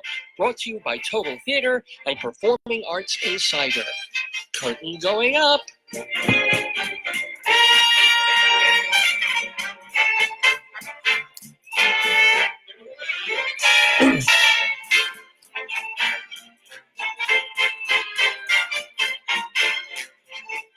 Curtain going up indeed inside Broadway here on Dave's Gone By, because we have so much more to do. We have a person who's doing kind of an off-Broadway cabaret-y show called Stevie Holland. It's all about Mrs. Cole Porter, Linda Porter. And she'll be talking about that with Rabbi Saul Solomon in just a little while. Plus, we have a Colorado Limerick of the Damned. We have StoryTime. We have a Saturday Segue of songs in the news. So much to do. But because I have been a theater journalist, a theater critic, a playwright, and actor over all these years, I do love the theater, and I do love talking about it and sharing what's happening in the world of theater with all our friends and viewers and listeners, people like Eric and David and Gina and Frank and Lynn and Kat Ann, welcome Kat Ann, and Bruce and Peggy, and all the folks who are writing in and giving thumbs up before too. So today, October 13th, 2018, let's see what's happening on and around Broadway. Well, we have a Broadway show that's going to be opening this coming Thursday, October 18th at Studio 54. It's a play called The Lifespan of a Fact. Lifespan, because everybody's going sort of left-wing political now. It's by Jeremy Carrican and David Morrell and Gordon Farrell, adapting an essay called What Happens There by John DeGaga and Jim Fingal. Anyway, this show, check out the cast in this play. Daniel Radcliffe, Mr. Harry Potter himself, Cherry Jones, multi-award-winning actress, of course, and Bobby Cannavale. He was in one of the Glenn Ross revivals not too long ago. It's a three-person play basically debating journalism. It's all about a fact-checker who works with a journalist who perhaps invented most of, if not all, the story that he reported. So this is it's a world premiere show. They brought it directly to Broadway, and it is opening on October 18th. I believe it's a one-act play with no intermission in there. 90 minutes straight through. Should be kind of cool to see the lifespan of a fact. And it's directed, by the way, by Lee Silverman, who got a Tony nomination for staging the revival of the musical Violet. So that is happening this Thursday on Broadway. And a little more Broadway news. Elementary fans will be happy to know that Johnny Lee Miller will be starring in a play called The Ink. The Ink, that will be coming to Broadway's Samuel J. Friedman. It's a Manhattan Theater Club co-production with the British company, the Almeida Theater, and that's going to be happening in the spring. They already announced The Ink a couple of months ago, but they're casting it now. Johnny Lee Miller will star as Larry Lamb, editor of the London newspaper The Sun, which was kind of this staid, boring newspaper that was losing readership until he took on this young cub writer and reporter and editor who happened to be named Rupert Murdoch. Bertie Carvel will be playing that role. And it's all about how Rupert Murdoch took over The Sun for better and worse and turned it into something very, very different. So again, that show will open April 24th at the Samuel J. Friedman Theater and star Elementary's Johnny Lee Miller. I want to say farewell to, we have a couple of people, unfortunately, to say farewell to on this edition of Inside Broadway on Dave's Gone By. Peggy McKay died. She was born Margaret Ann McKay in 1927, and last Sunday she passed at the age of 90. She was part of Margot Jones's groundbreaking theater troupe in Texas. She then went to New York and studied under Lee Strasberg, and then in 1956, she won an Obie Award, that's an off-Broadway award, for Best Young Actress of the Year when she was in Uncle Vanya with Franchot Tone.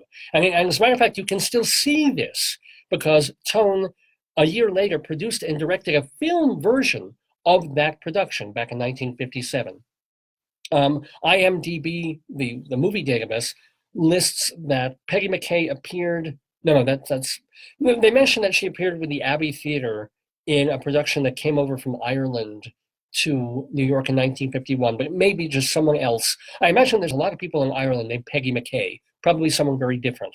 But the rest of this Peggy McKay's career was a little bit of film work and a lot of TV. She won an Emmy Award for The Trials of Rosie O'Neill and lots of Emmy nominations for her 35 years on The Days of Our Lives. So we say farewell to Obie Award winner Peggy McKay here in the Daverhood. We got more people to say goodbye to and also some cool other Broadway news here on Dave's Gone By. But first, I want to remind you We do this segment under the auspices of a wonderful company called Total Theater. Total Theater has a website called totaltheater.com, and it's chock full of reviews of Broadway shows, off-Broadway, regional theater, international theater. They're all free. You can go to the homepage and click on What's New and see a hyperlinked list of all the shows that are currently running all over New York and all over the world, and the reviews that we have of them. Or you can, there's another link where you can go and just skim through the 5,000 plus reviews on the website in alphabetical order by region. So, and you can also obviously search by the critic, if there's a particular critic you want to find, or a city, if you're looking for shows that open in Los Angeles, or open in, or by state in California, or in Massachusetts, or in Texas. It's all there, totaltheater.com. Please do give that a look. Now, Total Theater, the company, also puts out this fine journal. And notice, we were just talking about the lifespan of a fact that's opening this week. And then the Waverly Gallery, that'll be opening in another week or so, and an off-Broadway show, an adaptation of High Noon. This is just the front cover of Performing Arts Insider, the Bible of Broadway since 1944. You know, I bet if we put a Fitbit tracker on the cover, it's so shiny and reflective. This probably gets 100 beats per minute of heart rate. And when I read this, and when people in the entertainment industry use this journal, their heart rates go to 140 beats per minute. It almost blows them out of their seats because there's so much incredible information in here, page after page. For example, right on this second page, you've got all the shows that are currently running on Broadway, and then the upcoming, all the shows that are opening this season and even into next season, 2019, 2020. When are they opening and in what theater? Okay, fine, you can get that information other places.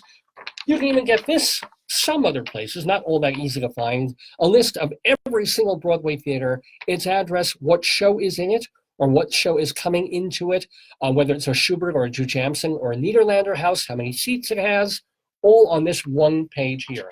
You want more information? Hell, here's the guide to all the press agents handling the shows. So if you want to get in touch with all the people involved in every show on Broadway, these are the folks who go through. Here's their phone numbers and email addresses, the guide to press agents. And then we moved towards more info in the magazine. Every single show on Broadway. What theater is it in? Where's it located? When is it starting, previews, opening, and closing? Fabulous. Going to turn the page. They do it for every single show off and off Broadway as well. Nobody else does this. You really can't find this list anywhere else except in the pages of Performing Arts Insider. We have a guide to awards and special events. For example, coming up in this month, we've had the Abingdon Theater Gala, the Samuel French Awards are coming up, all the information and contact info about that. We have, of course, the meat, the heart, the guts of the magazine, a comprehensive list of every single show on Broadway, the producers and how to contact them, who's designing the show, who created the show, all the actors, their contact and manager and agent information, the theaters they're in, when they're opening and closing. And then we even move to our guide to off-Broadway and off-Broadway. We do the same thing, every show comprehensively listed. We get to the back of the magazine. We have a cabaret listing. We've had that for a long time. We got rid of it, and now we have a wonderful intern named Gabby who is helping us do that. So she compiles a list of all the shows that are happening on cabaret things, like Stevie Holland's, although hers is more of a theater piece, but she'll be at the Triad with Love Linda. If you want to go to see shows at Birdland or Don't Tell Mama, the Duplex, Feinstein's at West 54th, it's all here. In that, there's an index on the back of the magazine, and of course, information on how to subscribe. How do you subscribe to Performing Arts Insider? Well, go to the website, performingartsinsider.com. Performingartsinsider.com is not inexpensive, but worth every penny, and the people who subscribe renew year after year. because it's the only place that can get all that incredible information every single month, or sometimes twice a month. You can subscribe to the 21 issue per year plan or just the monthly. Go to performingartsinsider.com to find out how, or if you're in New York, you can pick up a single issue for $16 at the Drama Bookshop or Theater Circle in Midtown. Either way, Performing Arts Insider is the Bible of Broadway. Now we move back to news of the Rialto on Inside Broadway on Dave's Gone By.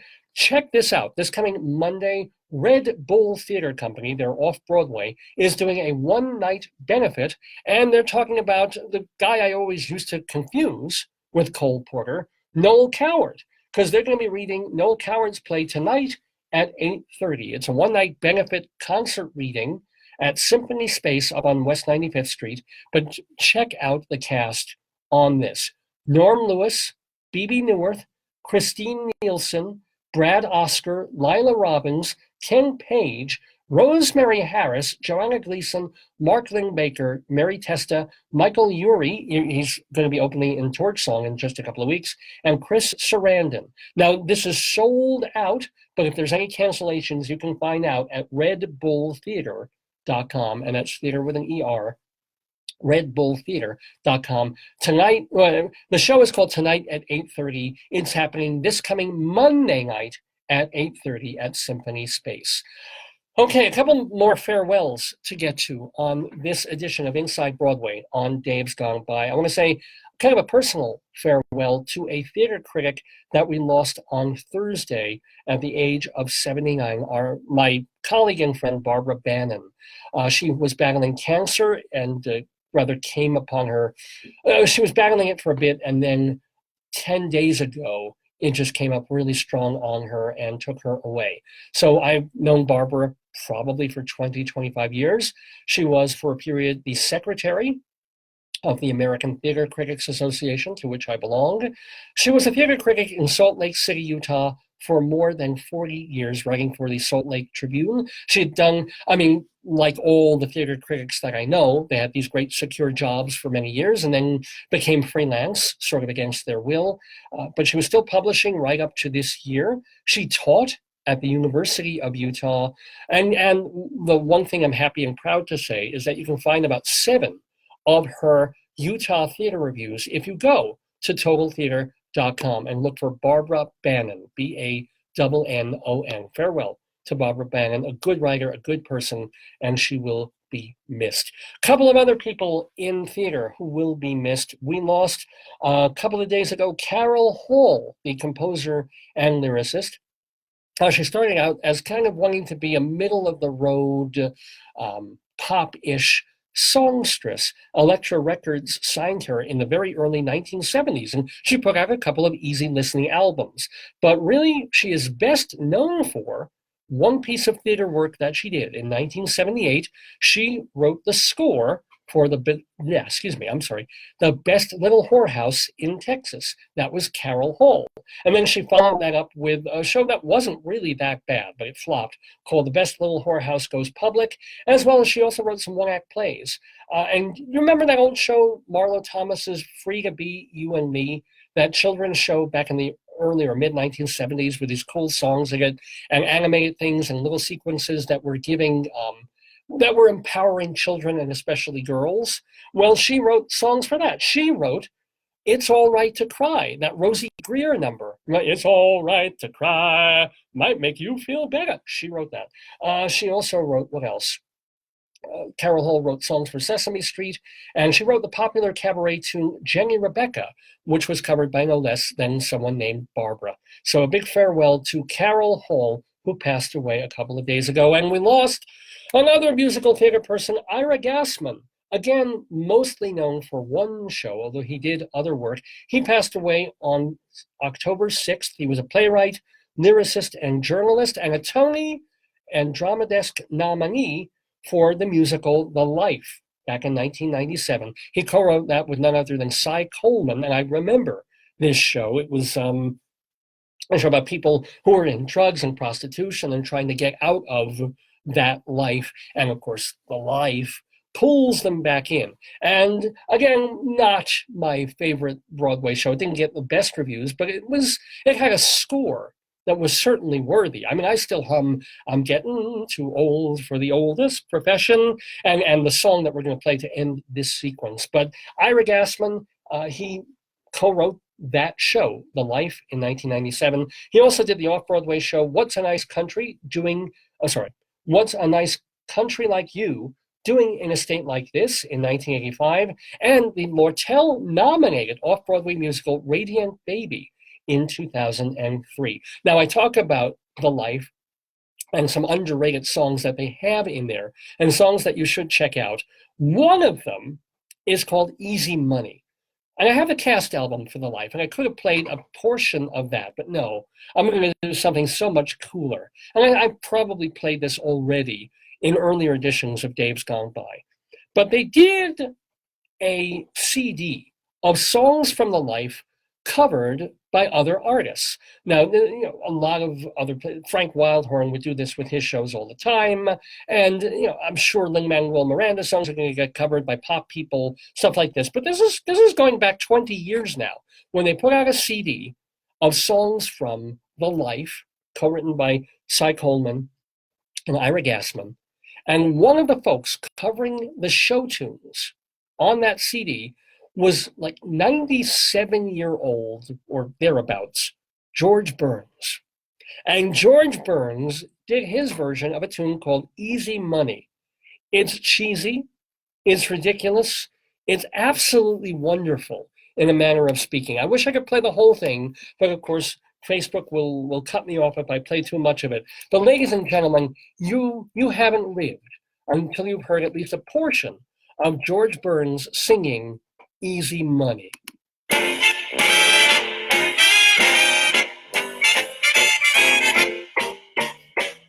Easy money, I'm learning how to make it.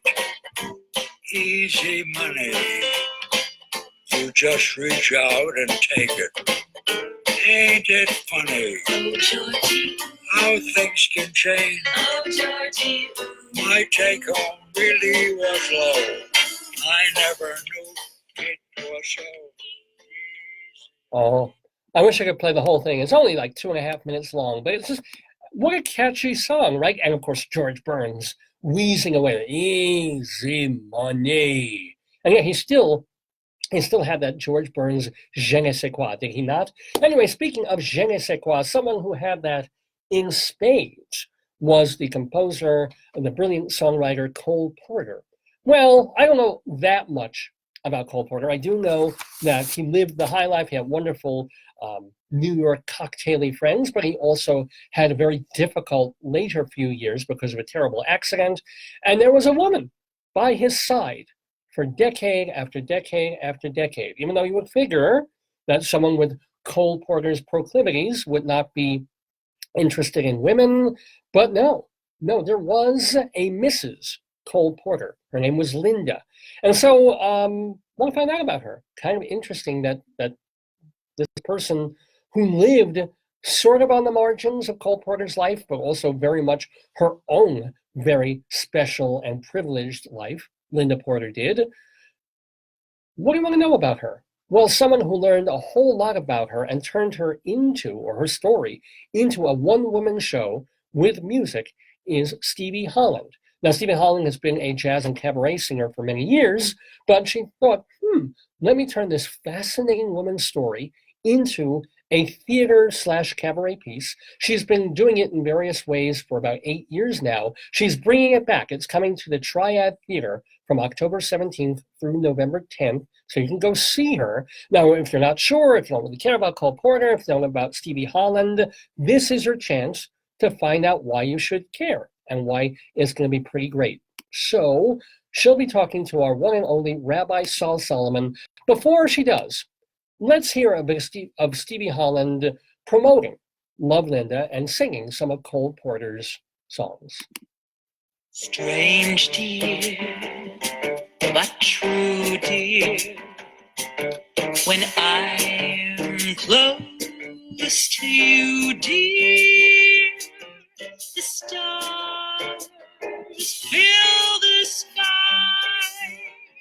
So in love with you am I. At the enlightened age of 36, I married my second husband, Cole Albert Porter, an heir to a family fortune and lover of life, who had the distinction of being one of the greatest American songwriters of the century. I saw you there one wonderful day. You took my heart and threw it away. That's why I asked the Lord in heaven above, what is this thing called love? I love Paris in the springtime. I love Paris in the fall. I love Paris in the winter when it drizzles. I love Paris in the summer when it sizzles. I accepted his other romantic appetites for men because I had his love, which was all I needed. And for that matter, after Edward, wanted. And it wasn't as if Cole had no money. I just had more. Birds do it, bees do it, even educated, please do it. Let's do it, let's fall in love. On New Year's Day, 1935, Variety magazine declared it the Cole Porter year. Almost every platter, chatter, and radio gives out something Porter. And in 1936, the state of Indiana proclaimed May 23rd Cole Porter Day. Life's great, life's grand, future's all planned, no more clouds in the sky.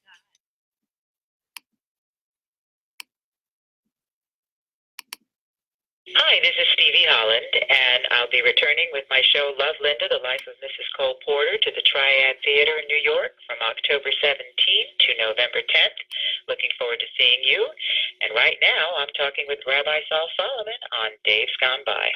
Oh, shalom, my friends. Shalom to you all. This is your old buddy, Rabbi Saul Solomon here. And let me tell you something. I've always had a soft spot in my heart for the Dutch. Why?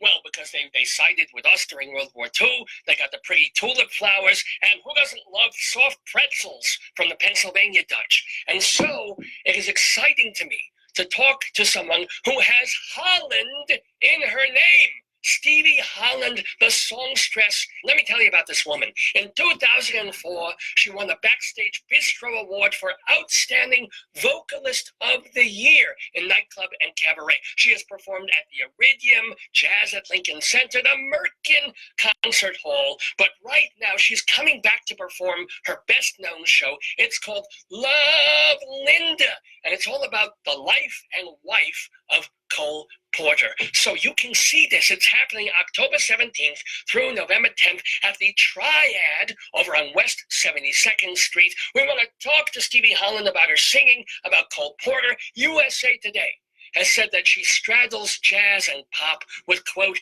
effortless elegance and warmth, which are, of course, the two things I most embody. So please welcome to the Daverhood, Stevie Holland. Shalom to you. Shalom, Rabbi. How are you? I'm all right, aches and pains, the usual things, but talking to you, I am delighted. How are you? Are you excited about bringing this show, which you've been working on or doing in various guises for over a decade? This is true? Well, we've been developing it over a decade, but we've been doing it for going on 9 years. Yes, I'm always excited to bring Linda because it's such a special story to tell. Now, does it evolve and change, or did you get it right 8 years ago? Like a precious child, it has been growing and learning, and as it learns, it develops, and it has blossomed into a very meaningful, beautiful story. It started out as a great idea and a small little script and a very exciting evening kind of act, and it has matured into a real work of theater and a very meaningful and rather deep play. And I'm happy to say that we've been published and it's now getting performed all over the country and the world. Actually, Berlin, if you can believe it, just had a production. It's been translated to German, and it was just done the other week in Berlin. And well, have you seen other people do it, and can you sit there objectively? No, I have not, but I have seen other.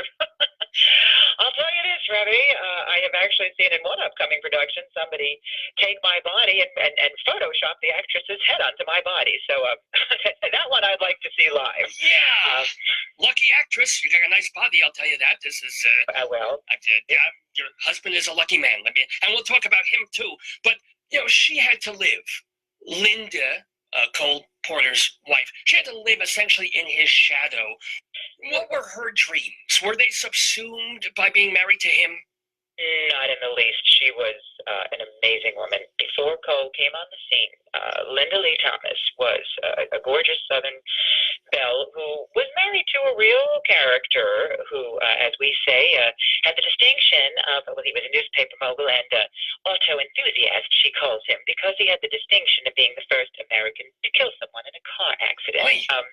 He was also a brute, and she, for several years, put up with a lot of abuse, and then back in the 19-teens, she obtained the largest divorce settlement of its time, and Linda took off to Paris and hobnobbed with all the greatest artists and expats at the time and had a spectacular life. And Cole came along after he left Yale and a couple of little initial flops in New York, and they discovered each other, and they were both crazy about each other.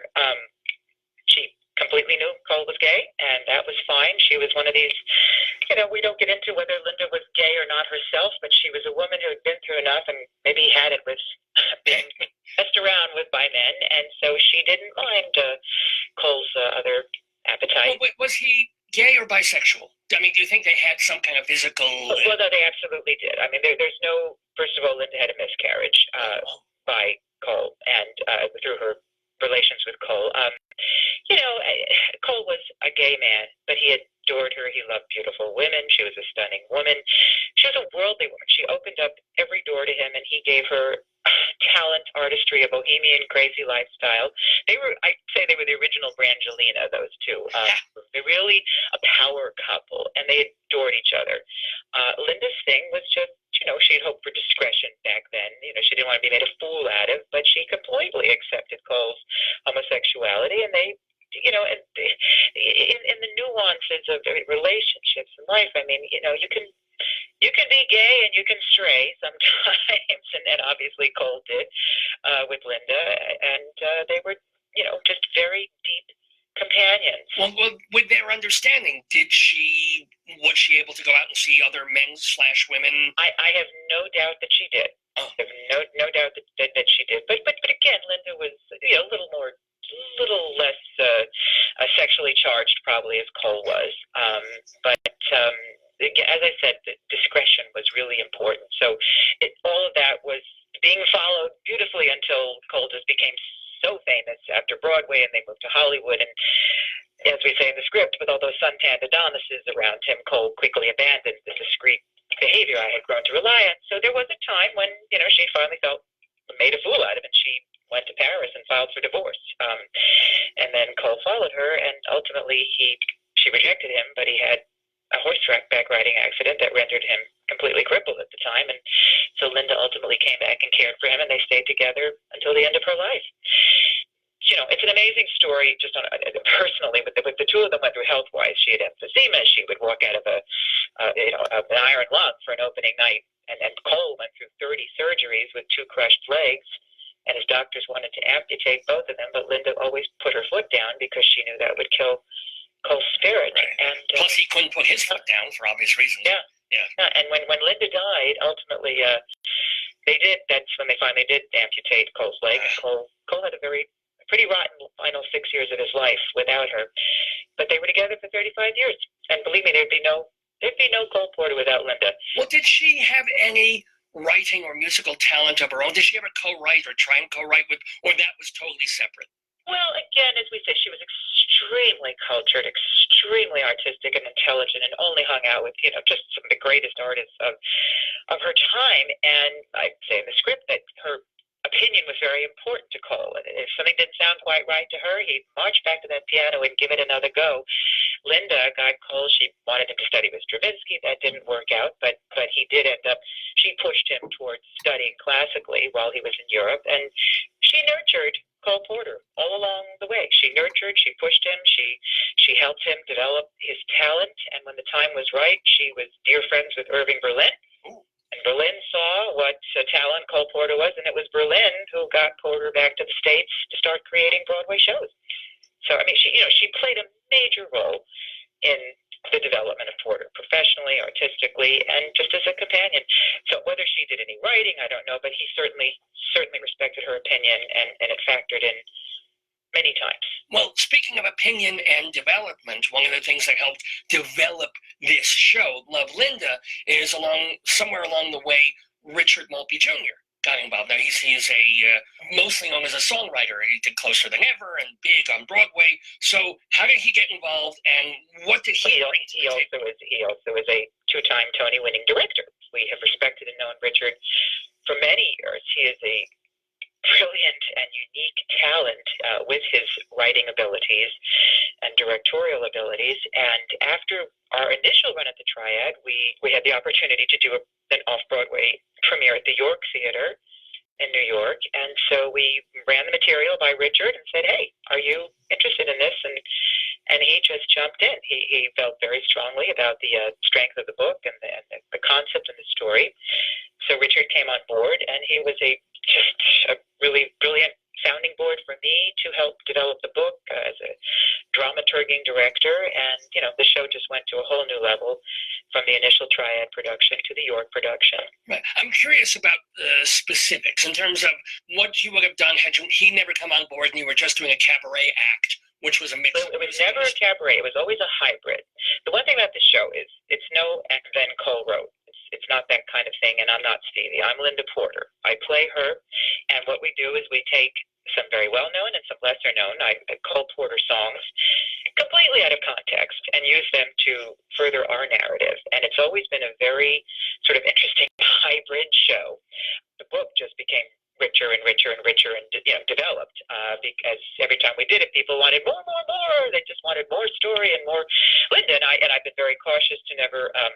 Of course, there's artistic license taken as a writer, but I've done an enormous amount of research with this project. The Cole Porter Trust is our partner. Bob Kimball, the historian, is 100% respect for this product and behind it, and considers it one of the greatest Cole Porter shows ever created. So it wasn't really cabaret. It was a hybrid.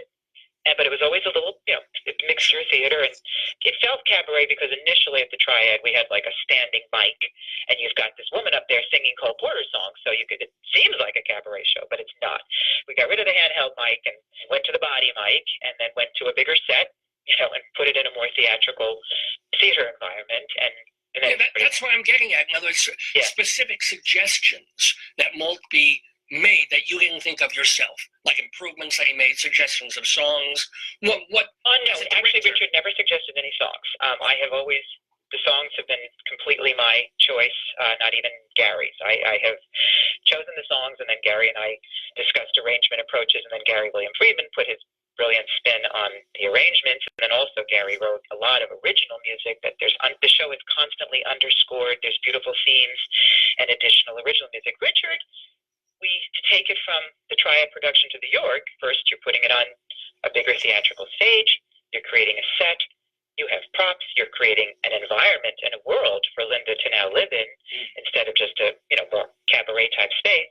You're putting a body mic on her so she can now start holding things and doing things, acting a little more than just the constraints of a handheld mic. And then Richard, just as writer to writer, just got me thinking at times, maybe this line we can, maybe just are you really saying as much as you want to say there? So he'd nudge and prod and get me to rethink some of my writing, and there are one or two lines that Richard absolutely did contribute to this project, and I'll find that a mystery for this juncture. But the script is largely mine.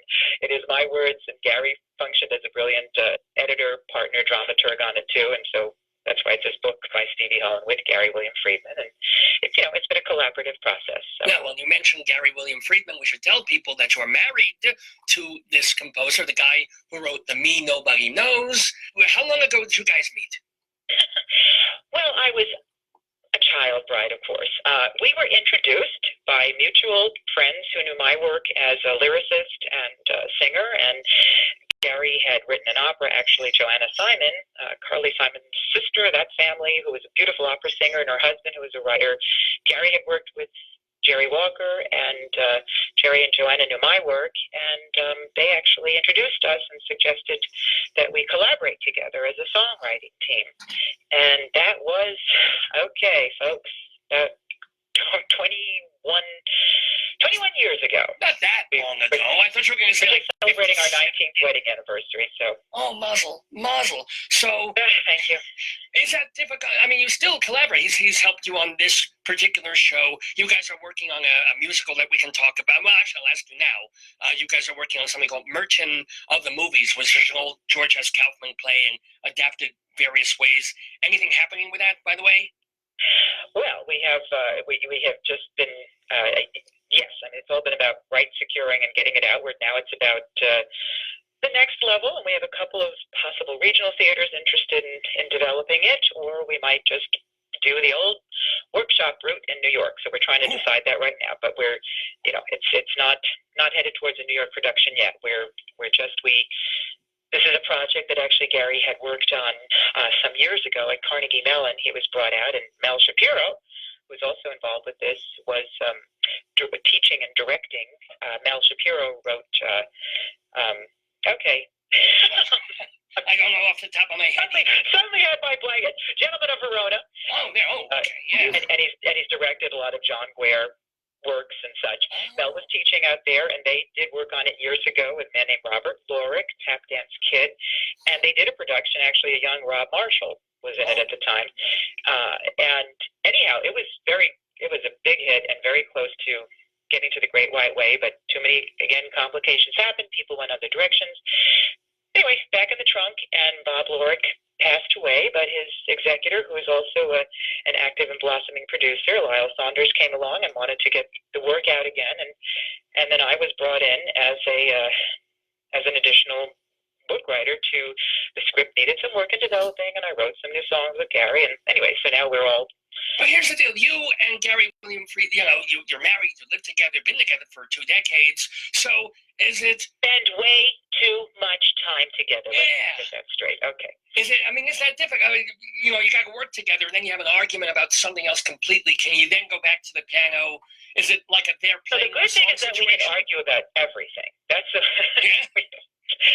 there's no, we argue about everything, so it all kind of evens out. Yes, no, it never gets so heated that we stop working. And actually, we just finished recording. Hopefully, we'll all hear it. A commercial for public service announcement for AARP. Oh my goodness! We do all sorts of things. Well, speaking of all sorts of things, there's another show that Gary William Friedman was involved with on Broadway. This is going back to 1978, called Platinum. Are you revising that? Well, Platinum, yes, which starred Alexis Smith, and by the way, Alexis Smith also played Linda Porter in the movie Night and Day. It is just all just so much involuted stuff in our lives here, but Platinum originally started as a show called Sunset up in Buffalo, and Tommy Toon was the original director. It was a big hit. Tommy had a falling out with the producer, moved from there to Broadway. Joe Layton became the director, and so many things happened from Buffalo to Broadway, and the show was, I just will say, was ill-treated in many ways and did not ultimately get the reviews it deserved. And then it went from Broadway to a small cabaret act with Tammy Grimes called Sunset again, and then it went in the trunk. And I, years later, said to Will Holt, who was the original book writer, and Bruce Valanche came in at one point in the Broadway run, but I said, we can't let this score go. But the show has always been dogged by problems with the book. People didn't love the two main characters, the Hollywood movie star and the rock star, wanting their comeback. So with Will's blessings, I took it and I whittled it down to 3 characters. Lila Halliday, the star, Dan, the rock star, and Jamie, the recording studio owner, and I created a 3-person show with Gary, and we did do a very successful reading at the York Theater last year, and we're developing that, and that's one of the next things on the horizon. We'll see what happens with that in this business called schmo. It's true. And, it's just you have to have all these different projects in the hopper, all these different things percolating, so that when it's time to grab one, it's like, okay, we're ready. That's the nature of the beast. But let's roll it back with Stevie Holland here. First of all, I say that name is your Norwegian Italian, I think, in your background. What name is on your birth certificate? My birth certificate is actually Olivieri. My father was Italian and my mother was Norwegian. But Stevie, where did that come from? That came from Stephanie. Oh, okay.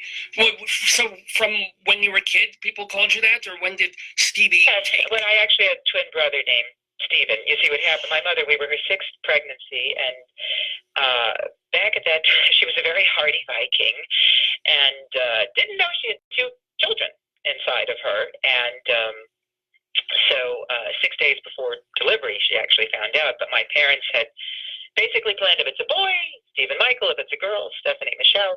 And then we were born, and they didn't get creative. They just said, you, Stephen Michael; you, Stephanie Michelle. And when I was growing up, I really wasn't a Steffi. He was Stevie when we were little. So in my high school yearbook, you've got Steffi, Stevie, Harry. I had a bunch of nicknames. And by the time we graduated, I said, Stephen, do you mind if I just stick with Stevie? And he said, no, I'm Steve now. So anyway. I'm glad I asked that question. That is and now it's out. Now it is out in the world, Rabbi. You've exposed me. Well, I don't know about that. But let me move forward into your school years, because, and I always do this, the producer and host of this radio program, Dave Lefkowitz, he went to New York University. I feel like you know him very well. I know, yeah, he's almost a doppelganger, I would say that. If I used German words, that's the word I would use. But he went to a place called New York University, Tisch School of the Arts. I believe you're familiar with that as well. I am. And when did this good producer go there? Oh, he was back there in the early 1980s through the mid 1980s. Really? Well, that's sort of when I was there. Oh, good Lord. Well, he was in film, TV, and playwriting and all that crap. Where were you? Were you in I decided instead of, I didn't want to do, they had a program for drama majors, and we're signed an acting company. I didn't want to be part of the musical theater scene. I felt I had done so much musical theater as a kid. I really wanted serious acting training. And anyway, I ended up at an ensemble called the Experimental Theater Wing. And there, a young Anne Bogart was my first. Oh my God! Director. Was Richard Schechner as part of that too? Was he? That name I don't remember. A man named Ron Arglander ran the department. Okay. So, any great memories or not so great memories of taking classes at NYU? Yes. Oh, like what? Oh, I doing movement class and looking down over Waverly Street and watching all the guys that come out of the back of the deli watch us. I don't know. It was very professional. It was wonderful. We'd have Monday, Wednesday, Friday was intensive acting training, and Tuesday, Thursday academia. And it was just a wonderful experience. I knew it was an honor and a privilege to have. So there aren't that many memories that I can. Too long to go into, so I'm going to take a pass on that one. No problem. Well, I hope you won't pass on this one, because also you must have known pretty early, since you were already going to college for this kind of thing, that you had a talent. Your whole family was kind of musical. ... Yes. Well, my mother was a glorious operatic soprano, and if she had not had 7 children, she probably would have had a great career with the Met or with a Norwegian touring company. My dad was a musician, but he ultimately became a commercial artist. His brother, my Uncle Mike, was, yes, a very successful band leader and musician, and he was actually Fred Astaire's music director. Whoa! So, yeah, wow, yeah. Okay. Did he tell you stories, any stories you remember about Fred Astaire? He just said that Fred never stopped moving. Fred would be shaving his face, and he'd be tapping in the mirror and cutting his face. But if you read Fred Astaire's biography, Steps in Time, he has a whole chapter on the USO, and he does talk about Mike Olivieri, who was my uncle. But my uncle, unfortunately, had cancer and died relatively young, so didn't get to. I didn't get to grow up and really ask him the kind of questions I would have liked to at a more mature age in my life. But when you were young and little, like 5, 6, 7, 8, did you get up and sing it? I was very young. We have this. Yeah. My parents, both my parents were married before my mother's first husband passed away, and she had 4 children, and then she married my dad and had us 3. I'm the youngest of a large group of children, and my father was older, so I'm rather young to be having an uncle who was Fred Astaire's music director. But there's a big spread in my family. My oldest sister is actually about 16 years older than I. So. Well, you're also rather young to be doing the kind of music that you do, as opposed to 60s, 70s pop. Right, even though you've done some Carly Simon, even though you've done some of that, you're dipping into a generation earlier, really, musically, of what you're doing. So how did that come about? Well, definitely just my upbringing. I mean, I was a few years old, and I brought out orange juice to a purple painted bus that one of my brothers came back on from Woodstock. And my first concert, I was 8 years old. My sister brought me, one of my sisters, to the Beacon Theater to hear Carole King. And I mean, I was extremely influenced by all sorts of rock and pop and soft rock in the 70s.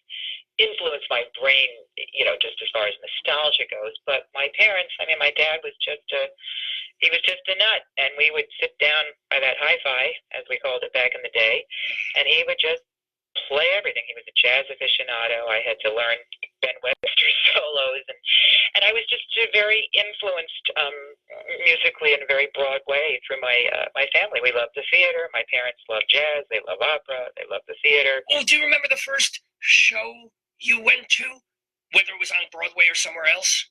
I don't, because it's funny. My first New York theatrical experience, I remember, was actually like the holiday show at Radio City. They played the who was in this one? It was the Christmas Carol movie. Scrooge? I think it was just they gave it the title Scrooge, and so it had to be back in the early 70s, I guess. But I don't remember my first Broadway shows. I know later in my early teens, I actually went to see Ain't Miss Behavin'. Speaking of Richard Maltby. Richard Maltby directed, that's right. Do you have a favorite all-time Broadway musical? Do I have a favorite all-time? Yeah. Oh, gosh. Well, when I was a kid, I was in a production of West Side Story. I dyed my hair black and played Anita. So that's always been one of my, Yeah, because I see the Norwegian side of Anita at certain points. No, I'm kidding. Oh, yeah. Of course. But, West Side Story is certainly up there with one of my all-time favorites. But I just never like to...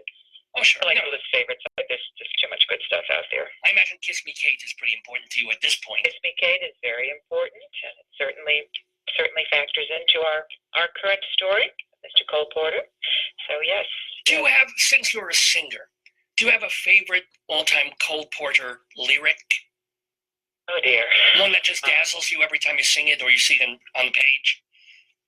That's really tough. I just can't. Every single song I've picked in this show, from So in Love to What Is This Thing Called Love to Night and Day, no, I just can't do it. They're all beloved children, and that's me as a writer and a singer. I can't do it, Rabbi. Ladies and gentlemen, you can all go see and admire Stevie Holland's Children by going to the Triad Theater in New York. It's October 17th through November 10th. It's called Love Linda. For more information and tickets, you can go to triadnyc.com, triadnewyorkcity.com, or Stevie Holland's own website, where you can buy her albums and see pictures and find out a lot more about her, is stevieholland.com. Just have one or two more questions for you before we let you go. I have to ask this. Being who you were and then meeting and marrying Gary William Friedman, I mean, did you didn't convert? I mean, how do you deal with the religion thing? Well, Gary, God bless him. He's paid a lot of dues. He's written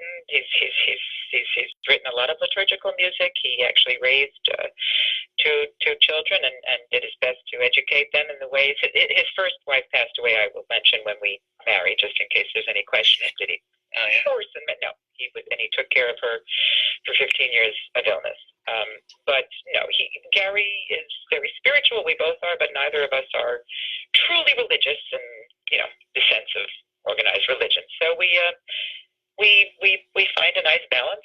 I've been to many services. Listen, I've sung in Yom Kippur and Rosh Hashanah services. I've dragged Gary to some Christmas Eve carol services. That's about the extent for me and my church going now. I was much more, as a kid, I was exposed to much more religion than I had my fill by the time I was 17. So we're both kind of ecumenical and very spiritual, though. Now, another question that I do want to ask you, I know this is more of a theatrical performance, but mostly you are a recording artist, a singing person. You have a bunch of solo CDs out. But in terms of nightclub and cabaret, there's always that worry, that feeling that everybody who's going to these things is 60, 70, 90 years old. Are you getting, when you go concertize, 20, 30, 40-year-olds? Absolutely. But particularly since my album started branching out more into the jazz world and my vocal direction, I definitely get a broad. I'm at 20. I can't. It's some of the theatrical productions, yes, but I'm not going to say I get a bunch of 20-year-olds, but I certainly get them in their 30s and 40s. And what can I say? I don't know why or how. Every theater has its own population, I suppose, that frequent that particular theater. But I found with Love Linda, we've been really blessed and really surprised, I suppose, that there's quite a cross-section, age-wise, race-wise, everything. It's just, it's not what you might think would be the median age. Right, demographic, yeah. Last question for you, being a master of the craft that you are, do you have any advice for people who maybe want to go on American Idol one day, or do you hate that show, or for just people who want to do what you do? I don't even know if I've actually ever watched it. First of all, I had a brilliant voice instructor, and I did teach privately some students I have on and off through the years. And, I will say all sound is meaning. Everything you put out there means something. Protect your voice. Be healthy. Treat it as you would go to the gym. You have to do scales. You have to take care of it. I've never been a fan of over pushing pop belting and damage. And just really be true. I'm really, really so turned off by pyrotechnics and frills and trills for the sake of frills and trills. I do believe in honesty. You're singing a song, you're telling a story. The lyric is always the most important to me first, before the music. And, of course, got to be good music, too. But lyric first. Just be true. Be true and have something to say and know what you're saying. Well, it is absolutely true that we've had a delightful time talking with Stevie Holland, star and creator of Love Linda. It's at the Triad Theater from the middle of October through early November. Go get your tickets at triadnyc.com. Find out more at StevieHolland.com. You are indeed a tulip, a growing, blossoming tulip in the Daverhood. And all I can say is wish you much continued success, great singing, love with your Jewish husband, and thank you, Rabbi. Mazel and total pleasure, and all my best to you. I hope you'll be joining us for one performance. I would love to, and shalom to you. Shalom to you too. Do you long for oolong like I long for oolong, baby? Do you long for oolong like I long for oolong, baby? Oh man, what a boot from a long tender shoe, oolong. Can you imagine me upon your knee, just tea for two and two for tea? Me for you and you for me alone. Nobody near us to see us or hear us, no friends or relations on weekend vacations. There you have Stevie Holland in the Daverhood on Dave's Gone By. So great to have her there with Rabbi Saul Solomon here on Dave's Gone By. Hope you enjoyed that. Remember, if you missed all or part of that, do tune in to our archives. I haven't even mentioned this, that you can go to davesgoneby.com, our website, and listen to episodes going all the way back 16 years. We had our 16th anniversary episode last week, and there have been, prior to this one, 669 previous episodes of the Dave's Gone By show. We've been able to save most of about 666 of them. Quite honestly, we lost a couple for technical difficulties, and there's parts of some that got chopped out or have some bad audio in them, but the vast majority have been saved and salvaged, and they're there mostly to listen to. The past half a year, we've also been doing these videos, so those have been saved too if you want to listen or watch instead of, or as well as listen to them. So yeah, if you ever have one of those sick days, if you ever, God forbid, get pneumonia or some horrible disease and you're laid up in bed for a week, just go to davesgoneby.com and go poking around. You can browse at random. You can listen to all the wonderful guests that we've had on the show, the comedy bits, the different sequences that we've done, and enjoy the archives at davesgoneby.com. There's also photos there. What else? What else do we have on? The history of the show. Just a ton of cool stuff. Do please check it out. Remember, it's all free, and you can download the audio. You can stream it on your computer. You can put it on your iPod. We make it, hopefully, as easy to either listen to the podcasts or to watch the videos as possible at the website. And also, please remember, if you want to get in touch with me, well, the easiest way is actually during the show, being here on Facebook, drop me a Facebook message. You can drop me a Facebook message the whole week long, or still email me, davesgoneby@aol.com. davesgoneby@aol.com. I also have a Twitter feed that I don't use nearly enough, but it's Radio Dave 2. Radio Dave, the number 2. Well, it is Saturday, October 13th, 2018. We are live here. It's about 20 after 11 in the morning Mountain Time with the 670th episode of the Dave's Gone By Facebookio program of the stream. Dave Lefkowitz here with you. So what else do we have to do on the show? We've got our Saturday segue of songs in the news. We also have a brand new story time. Very excited about this. But before all that, well, you know, we've been talking about theater and Broadway musicals and Broadway itself. So we're cultural. We're going to stay in a somewhat cultural realm just for another moment or two and get poetical with you, because every week we do a Colorado Limerick of the Damned. Colorado Limerick of the Damned, and that is where we go take a place in Colorado, a city or town, and we do a short poem about that place, a limerick, which is 5 lines long. You know the limerick, and being a limerick, it tends to be rather, shall we say, risque or borderline obscene, which is why I like them. So if you do have children in the room, take them out for a moment before we get to story time, because we're going to do a Colorado Limerick of the Damned. A limerick is a comic verse of 5 lines, in which lines 1, 2, and 5 will end with words that rhyme. And likewise, verses 3 and 4 also end with words that rhyme. So this is a limerick. Rocky Mountain, Colorado,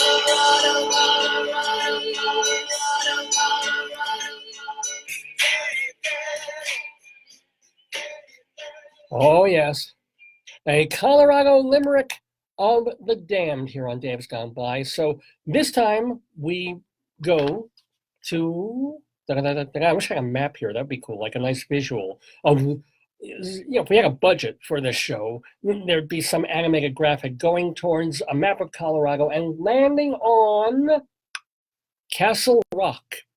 Castle Rock is the name of the place of today's limerick. It's an affluent town between Denver and Colorado Springs. The Indian, Native Americans, Cheyenne and Arapaho tribes originally lived there, but then came the homesteaders looking for gold and some volcanic rock called rhyolite. Never heard of this thing, but apparently that was as precious to them back then as gold.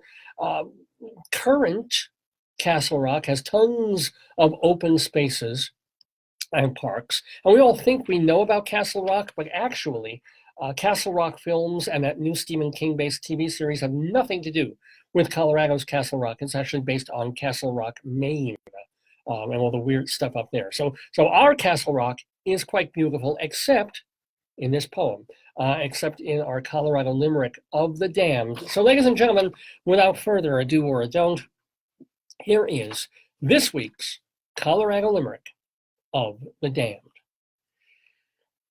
The orchestra in Castle Rock plays naked, but please do not mock. The drummer is cute, and the guy on the flute can play first xylophone with his cock.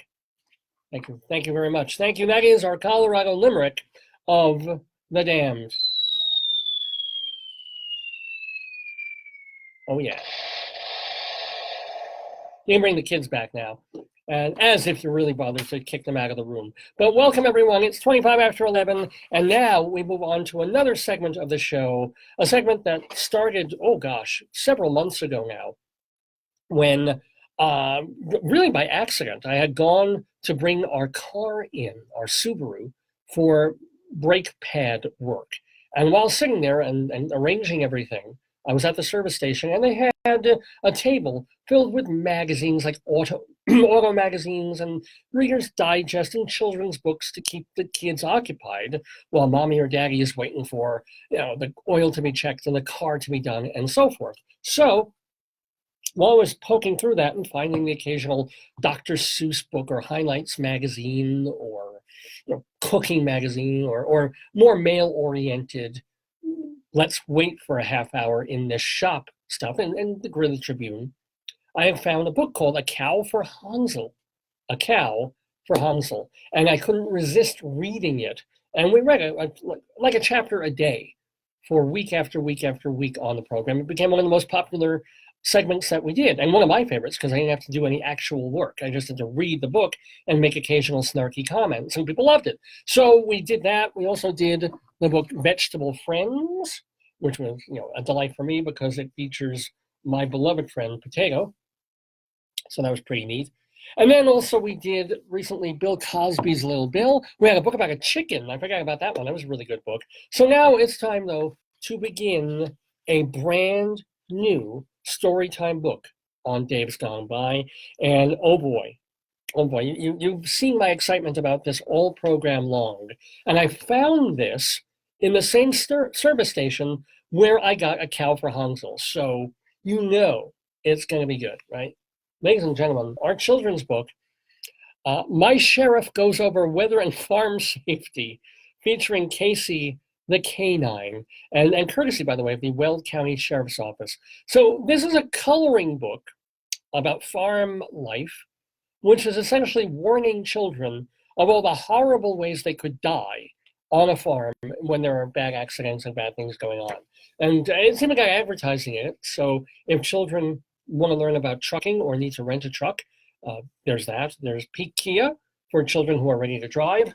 And oh, look, apparently there are others in this series, and I definitely want to get them. It's the My Deputy Friends and Me series, presenting weather and farm safety. Now, I would have written my name in this book, but somebody beat me to it and scrawled and scratched his or her name. To the community of Weld County, this coloring book is for you to have fun while learning about important issues life has to teach us. You, the young people of Weld County, are part of the community, and it's important to keep your home the best it can be.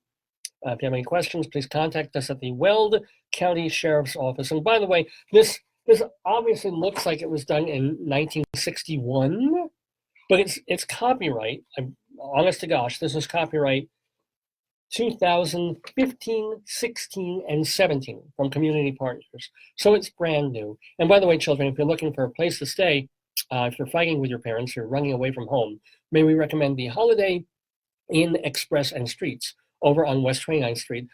Free swimming pool without lifeguards, so you can really have fun.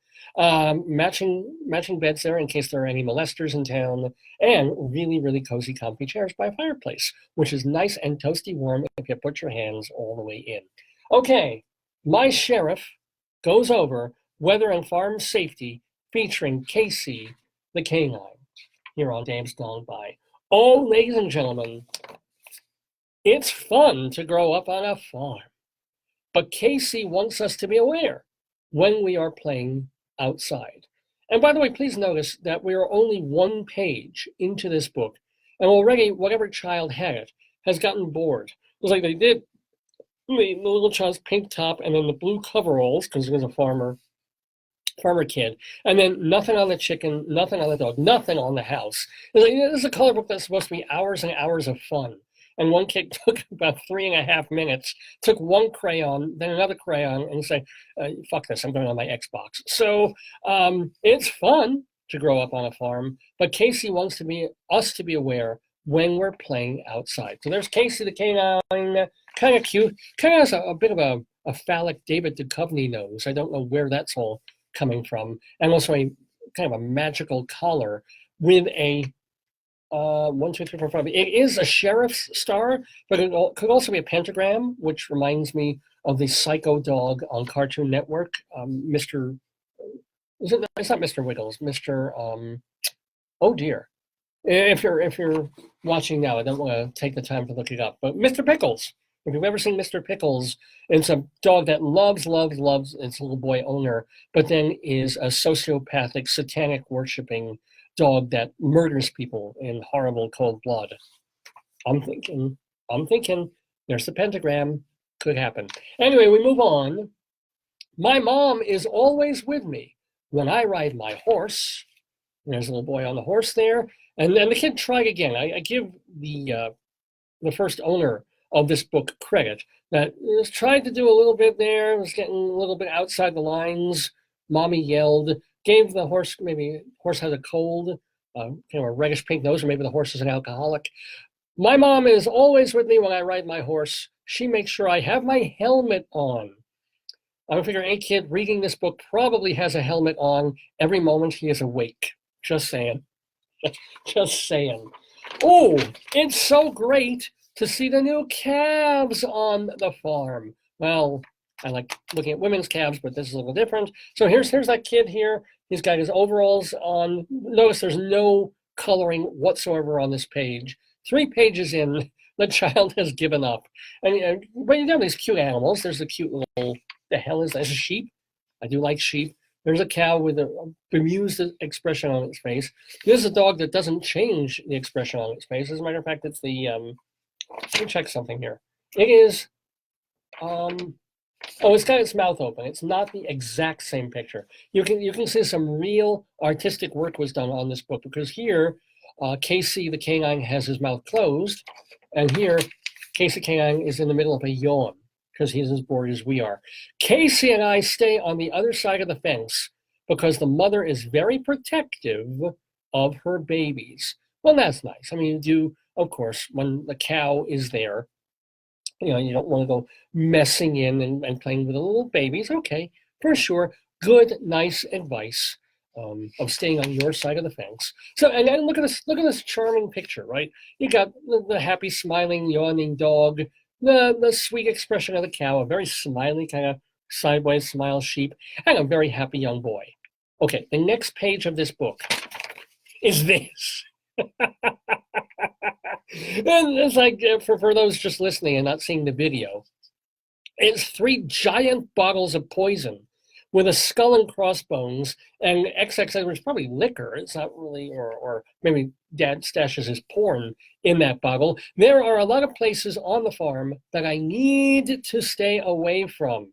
You need to stay away from people who write children's books like this. This is like this giant no symbol. Stay away from these. And what's kind of ironic is this is the one thing they should have left uncolored in, so that the parent could say, oh, by the way, when you see this on a traffic sign later in life, it's going to be colored red. Why don't you color this red? But no, this they just put completely in black, as if banning whatever's in these bottles.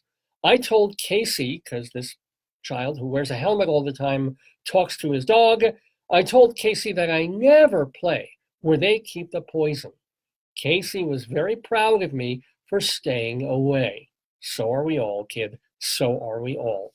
We're reading, by the way, My Sheriff Goes Over Weather and Farm Safety, this marvelous book that comes to us from the Weld County Sheriff's Office. So, yeah, you're really going to show this page to a 4-year-old. They're going to get nightmares, for God's sakes. All right, we'll move on to something a little gentler. There are a lot of ladders on my farm, but I don't climb them. So, there's a ladder going up to the barn there. Casey and I have so much more fun playing on the swing set. As if children never get hurt falling off swings and bash their heads open and get horrible scrapes on their knees and elbows and such. But anyway, okay, more good advice. Don't be crawling up a ladder if you don't know where it leads. And by the way, we talk about safety. We talk about don't touch a hot oven, stay away from poisons under the sink, absolutely. But how many of us remember to tell our children, stay away from those grain silos? The evil that lurks in grain silos. It's terrifying. It's creepy. They've done entire film series about them. Dario Argento, I think is the guy that Suspiria did the whole grain silo quadrilogy. Casey said I should stay away from the grain silos too. Seemed pretty happy from staying away from them. Don't climb up to look inside because you could easily get trapped inside the silo. Now, if you haven't already terrified and traumatized a little boy by putting this in a coloring book, or a little girl, it's like, do you really want to say, not just, hey, these cute looking things that sort of look like phallic underarm deodorants, stay away from them? No, you have to tell the child, when you see that grain silo, you could get trapped in it forever and get eaten and die. You'll be turned into grain, and your old parents will be eating you eventually. Not good, as Joyce writes in, not good, not the grain silo. I know. I'm shaking just looking at them. Potato should be used to grain silos. He's scared too. Don't climb up to look inside your grain silo. So if you have a grain silo in your living room or den, or perhaps even your solarium, keep your children away. Silos bad. Silos bad. Now, we get back to a little happiness and light and a boy and his dog. Casey and I have fun playing ball. Casey's still in that yawning mode. He hasn't changed his expression in the past 5 pages because it's much easier to draw that way. And then there's this kid. This kid is just like, it's the same. Look at this. Look at it. Look at the expression on the kid's face. Okay, right? Look at the expression on the kid's face when he's on the swing. Look at every single page. There's something wrong with it. This child is either hypnotized or they stuffed him. He's dead. This is the personality of this child. It's terrifying. Look at it. Same expression. I just noticed this. That's why I'm going berserk over this. Here he is by those scary, scary grain silos. Here he is. Is he doing anything with his hands? Does he move his hands at all? No, the hands don't move. The hands are always hooked in the pocket of his overalls, just in the same exact spot. Kid has only 4 fingers. Should tell you something else about why this kid wears a helmet. All right. And now, so the dog doesn't change expression, the child doesn't change expression, and they have as much personality as that soccer ball. We have a special fenced-in area that Casey and I play in. It's my safe area on the farm. And I wish there was a twist on the last page that like Casey was a pit bull and goes absolutely berserk. And if there wasn't a fenced-in area, the kid could run away. But because the kid can't climb over the fence, the dog keeps tearing him down and clawing the poor boy to death. But hey, even when this child is getting clawed and mauled and mangled by the dog, I'll bet his expression stays like, and the hands don't move. What the hell? Oh, he's changed the outfit. This is absolutely amazing. Without changing the expression on his face and without moving his hands, somehow this little boy has gone into a swimsuit. So this is, of course, the pedophile page of this book. Casey and I play by the pond only when there is an adult to watch us. And certainly, when you're near a pond and you're going for a good swim and you got the dog with you, you need an adult ready with a really sharp pitchfork.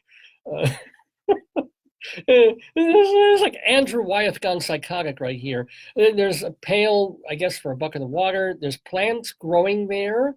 So I'm not sure what kind of pond this is. There's probably a ton of scum there. And what does our child think of pond scum? Happy expression doesn't change. Joyce wrote in to say, drawing is not easy.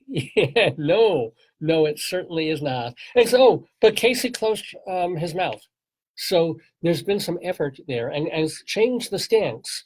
He's not sitting like this, like he was with the ball, because you can see how much fun they're having playing with the ball there.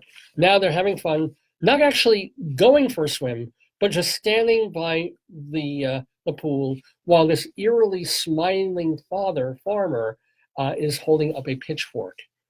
Man, what a book. Oh, look, does the child's expression change? Not even in close-up. No.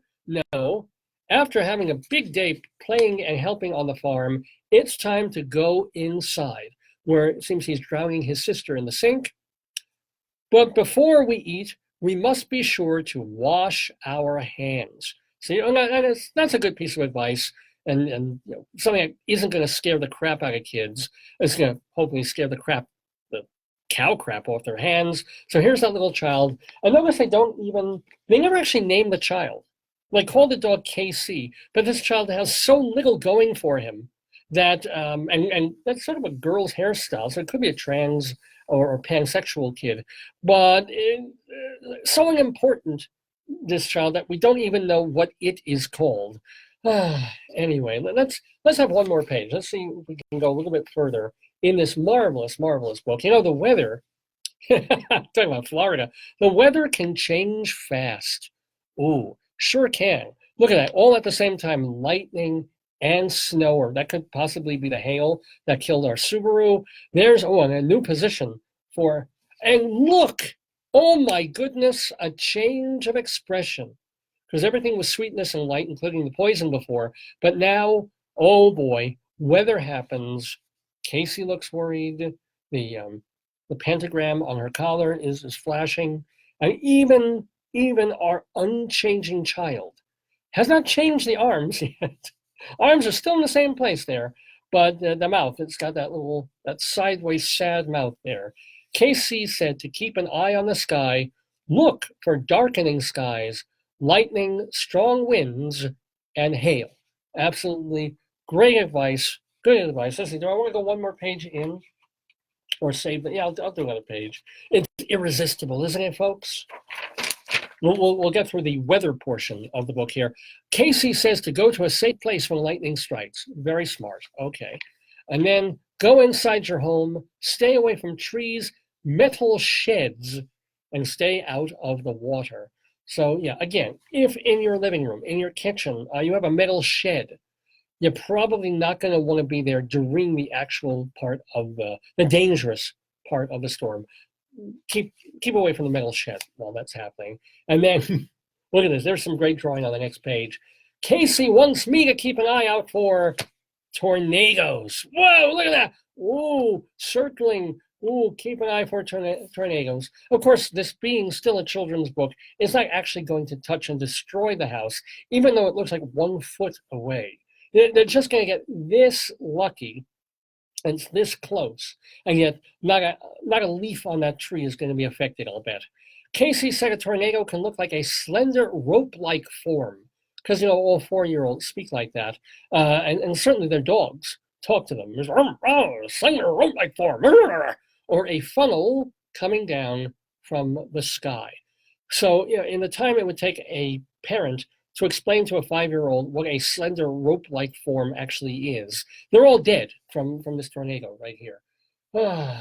Anyway, okay, and then, this is the heart of the book. This is the really exciting part. Kind of like when Hansel gets attacked by that goat. Casey and I have a safe plan if we see a tornado. First, I shit my overalls.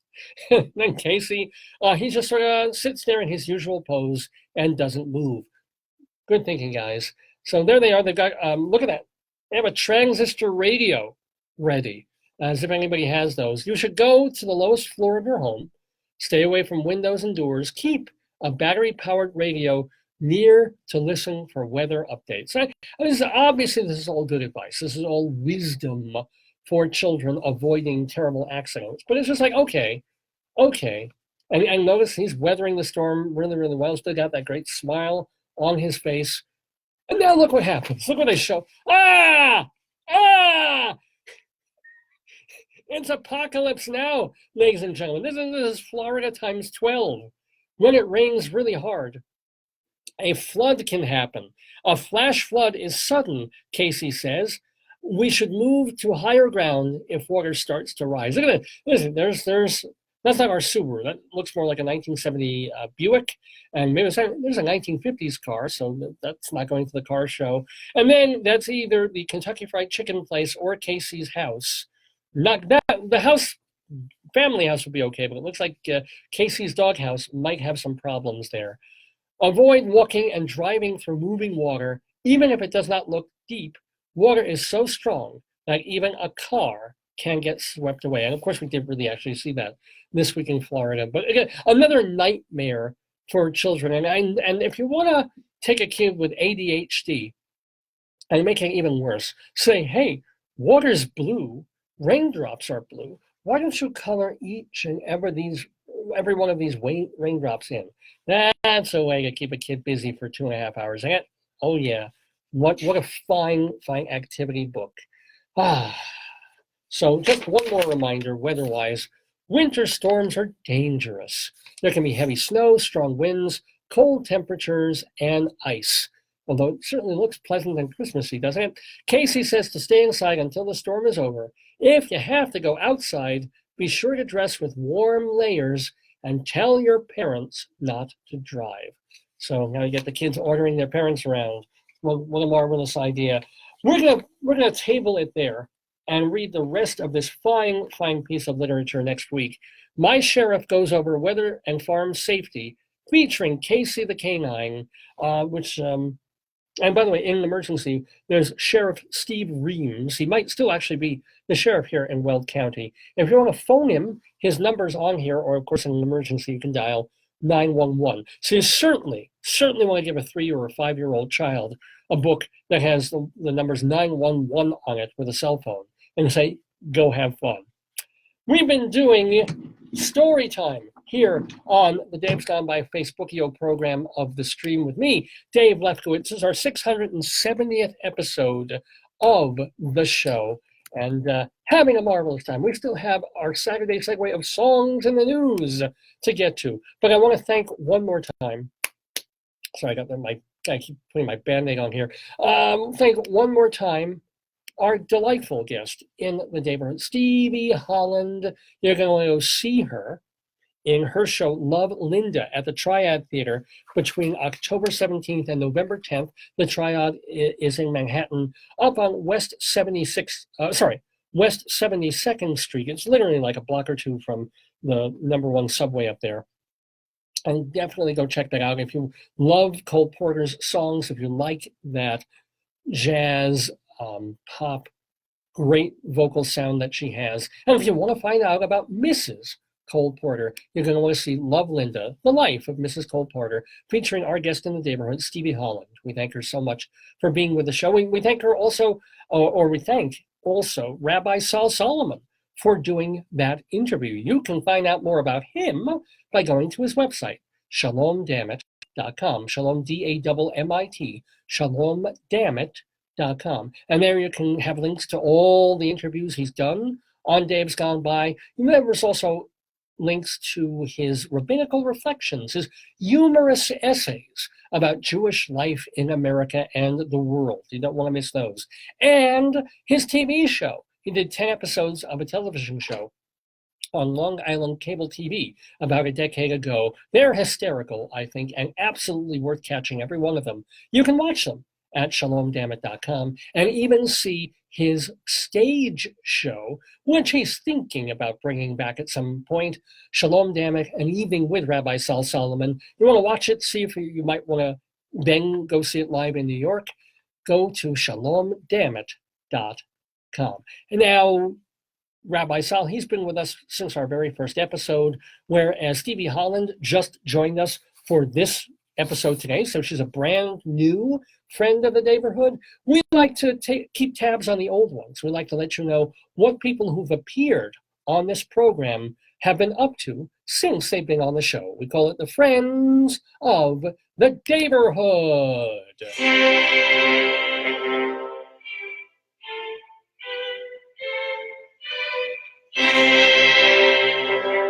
doot, doot, doot, doot, doot, doot.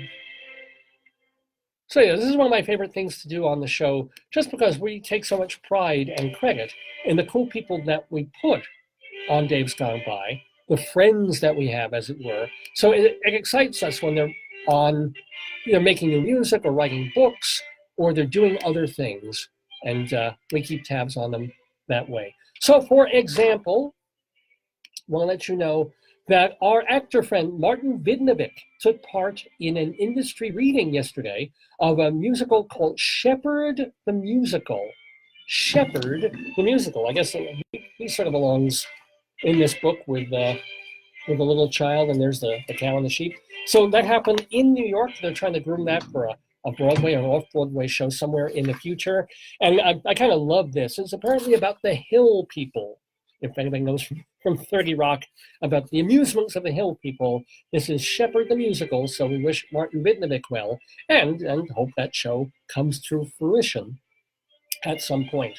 On Sunday, tomorrow night, Jamie DeRoy and friends are at Birdland, and also our friend Gretchen Cryer, who was on our show in 2012. She will be one of the guests of Jamie DeRoy. Now, she's best known as a producer, doing very well on Broadway, but one of the things that she's done for years and years is she's had a cable show, and she's had a cabaret nightclub thing. I think all the money goes to charity, where she has talented cabaret friends, and they all sing a song or two and become part of the evening. She's doing one of those. It's tomorrow night at Birdland in Manhattan.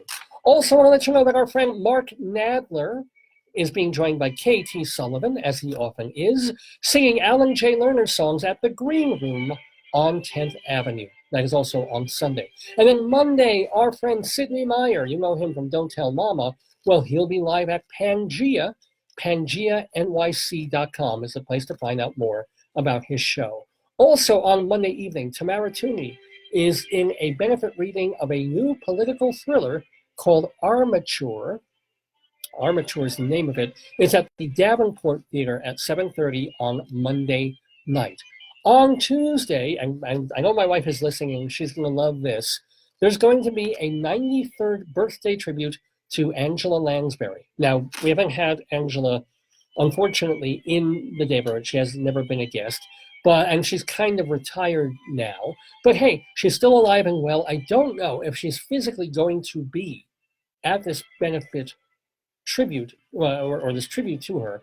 But I know who will be: Alice Ripley, our Tony-winning friend of the Daverhood, and Christine Petty, another Broadway actress. Both of them will take part in this birthday tribute to Angela Lansbury. It's at the Green Room 42 on Tuesday night. And then moving to this Friday, Gary Lucas, the fine guitarist, former member of the Captain Beefheart Band, he accompanies the Spanish language 1931 Dracula. Let me tell you about this. This is amazingly cool.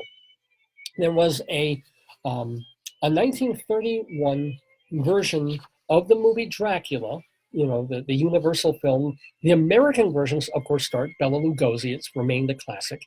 Well, they kept the set, and then they brought in all these Spanish actors to do a Spanish language version of the piece.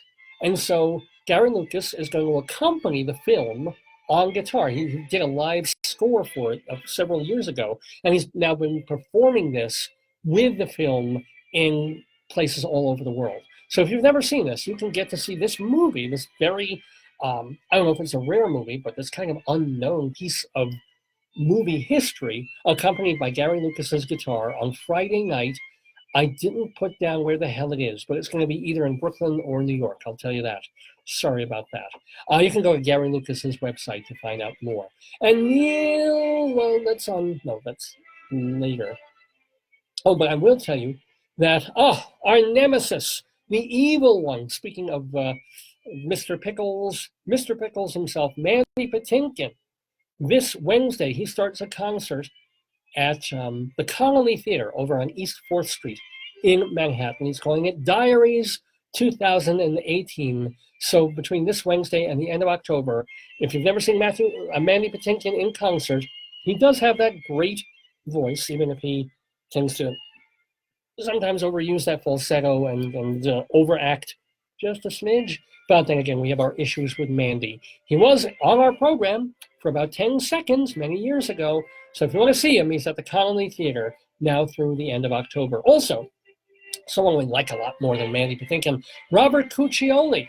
He is doing Fun Home. That is the Tony-winning musical. They're doing one of the first regional productions of that at the White Plains Performing Arts Center in White Plains, New York. It is happening now through the end of the month. Now, that I think is ending this weekend. Okay, now through tomorrow, right? Or is it today? Let me check my notes. Sorry about this. Ending today. So this is her last day to catch. We mentioned Tamara Toomey before, doing that political thriller. She's also in the repertory cast of Antigone and Ferguson, a reading with music that's at Harlem Stage. If you haven't caught it, you've got one more day today. And then playing now through the end of October, it's been extended a couple of weeks. Uncle Vanya, as we mentioned, J.O. Sanders starring as the title character in that Chekhov show, which was adapted and directed by our playwright friend Richard Nelson. That is happening at the Hunter Theater Project. And then we want to let you know that Tootsie, this is the last weekend for Tootsie in Chicago. They're trying it out with our actress friend Julie Halston, and Tootsie is co-written, well, it's composed by our friend David Yazbek. That is happening now through the middle of October, just till tomorrow, in Chicago, but then this spring it will be on Broadway Tootsie. So if you want to see it before you have very high-priced, hard-to-get tickets in New York, you might want to catch it in Chicago. And now through next weekend, if you're in Chicago, David Cale is doing his solo show at the Goodman Theater. Now through, oh boy, ho-ho, it's an Austin Pendleton alert. Yes, indeed. The lesser-known Tennessee Williams play, A Lovely Sunday for Crève-Cœur, I don't know how to pronounce that. A Lovely Sunday for Crève-Cœur is playing at the Theater at St. Clement's in Manhattan. The cast includes Christine Nielsen and Annette O'Toole, but it is directed by our ubiquitous friend in the neighborhood, Austin Pendleton. What else do I want to let you know? That now through early November, Robert Calvin is directing the comedy My Parsifal Conductor at the Marjorie Dean Theater on West 63rd Street. Now through the middle of November, we were talking about J.O. Sanders before, being in Uncle Vanya. He directed this one-man show by our other friend Galinsky called The Bench, and that played off Broadway for several weeks. And now it's in Los Angeles at the Hudson Guild Theater in Santa Monica, now through November 9th. Want to let you know that now through November 11th, right here in Colorado at the Arvada Center, it's Educating Arena, directed by the artistic director of plays at the Arvada Center, Lynn Collins, and of course the National Yiddish Theater's Fiddler on the Roof, directed by, well, I would love to get Joel Gray in the neighborhood, but it's the musical director, Zalman Mlatek. He was on the show, as was the lyricist, the great Sheldon Harnick. You can catch the National Yiddish Theater's Fiddler on the Roof. And by the way, a lot of the performances are already sold out, even through November. They extended it, but there are some that you can still get tickets for. I think they start at $75. Now through the end of December, speaking of things that get extended, Desperate Measures, the musical comedy at the York Theater, featuring music by David Friedman and set design by the artistic director of the York, Jim Morgan. Both of them are our friends in the neighborhood. And then we mention these every week. School of Rock is co-written by Glenn Slater. That's at the Winter Garden Theater. The Band's Visit by the aforementioned David Yazbek. Catch that at the Barrymore. Come From Away, wonderful musical by Irene Sankoff and David Hine at the Schoenfeld. LaChanze is playing one of the Donna Summers in Summer the Musical.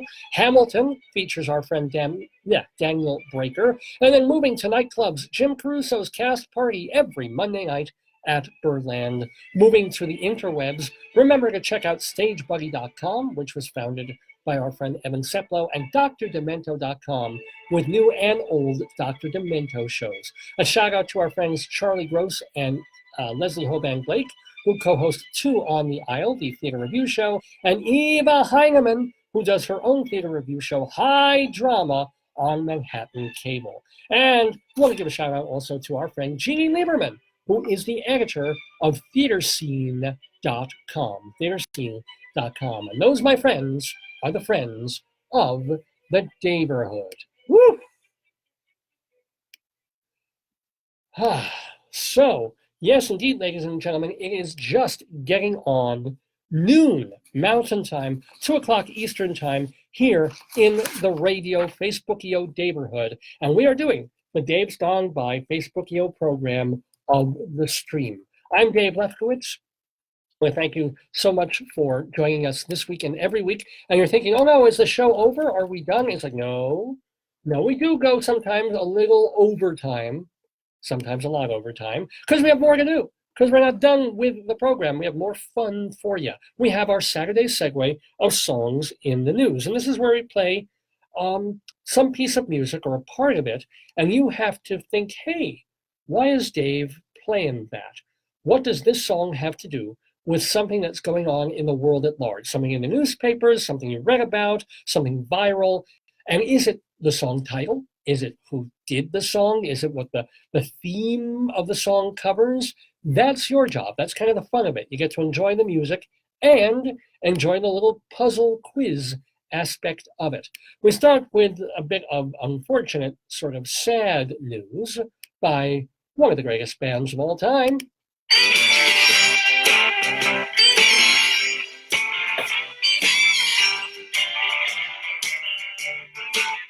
We used to ride, baby, ride around limousines. We look so fine, baby. You in white, men bright. The unmistakable voice and sound in kind of a country honk mode there of the Rolling Stones and Mick Jagger, kind of a little known song there from Tattoo You called Black Limousine. Black Limousine. Why would I be playing a song called Black Limousine? Well, the really unfortunate and tragic news that happened late last Saturday when a limousine on a winery tour, well, maybe there is some poetic justice in that, but a limousine on a winery tour failed to stop at a particularly dangerous intersection and slammed into a parked SUV. Now, this was the big shocker because there are car crashes all the time and the driver's killed or the passenger in the death seat is killed. But you figure a limo is kind of more like a tank and people are going to be more okay. But no, 20 people died in this limousine accident, including horribly 2 bystanders. 2 people were just standing there near the SUV that the limo smacked into. Everyone in the limo was killed. And it was going about 50 miles an hour. Struck an empty Toyota. I don't know why I find that strangely and horribly amusing. It is the deadliest transportation accident since 2009. Swear to God, deadliest transportation accident since a plane crashed into a house in Buffalo, New York, killing 49 people. So you don't figure, I mean, a limo going 50, you don't imagine it's going to do that kind of damage. I don't know if it was late at night, the driver fell asleep, or maybe if he partook of a little too much of the vino, or is just badly lit. I read somewhere that this was a particularly hairy and heinous intersection, that they should have more signs up or more lights or more something. I think hopefully this will get local officials to do something where that accident happened. But that's why we played Black Limousine by the Rolling Stones to start off our Saturday segue of songs in the news. Well, here's another one. You probably, I don't know if they're going to mention the name here. If they do, you will probably get why we're playing this one.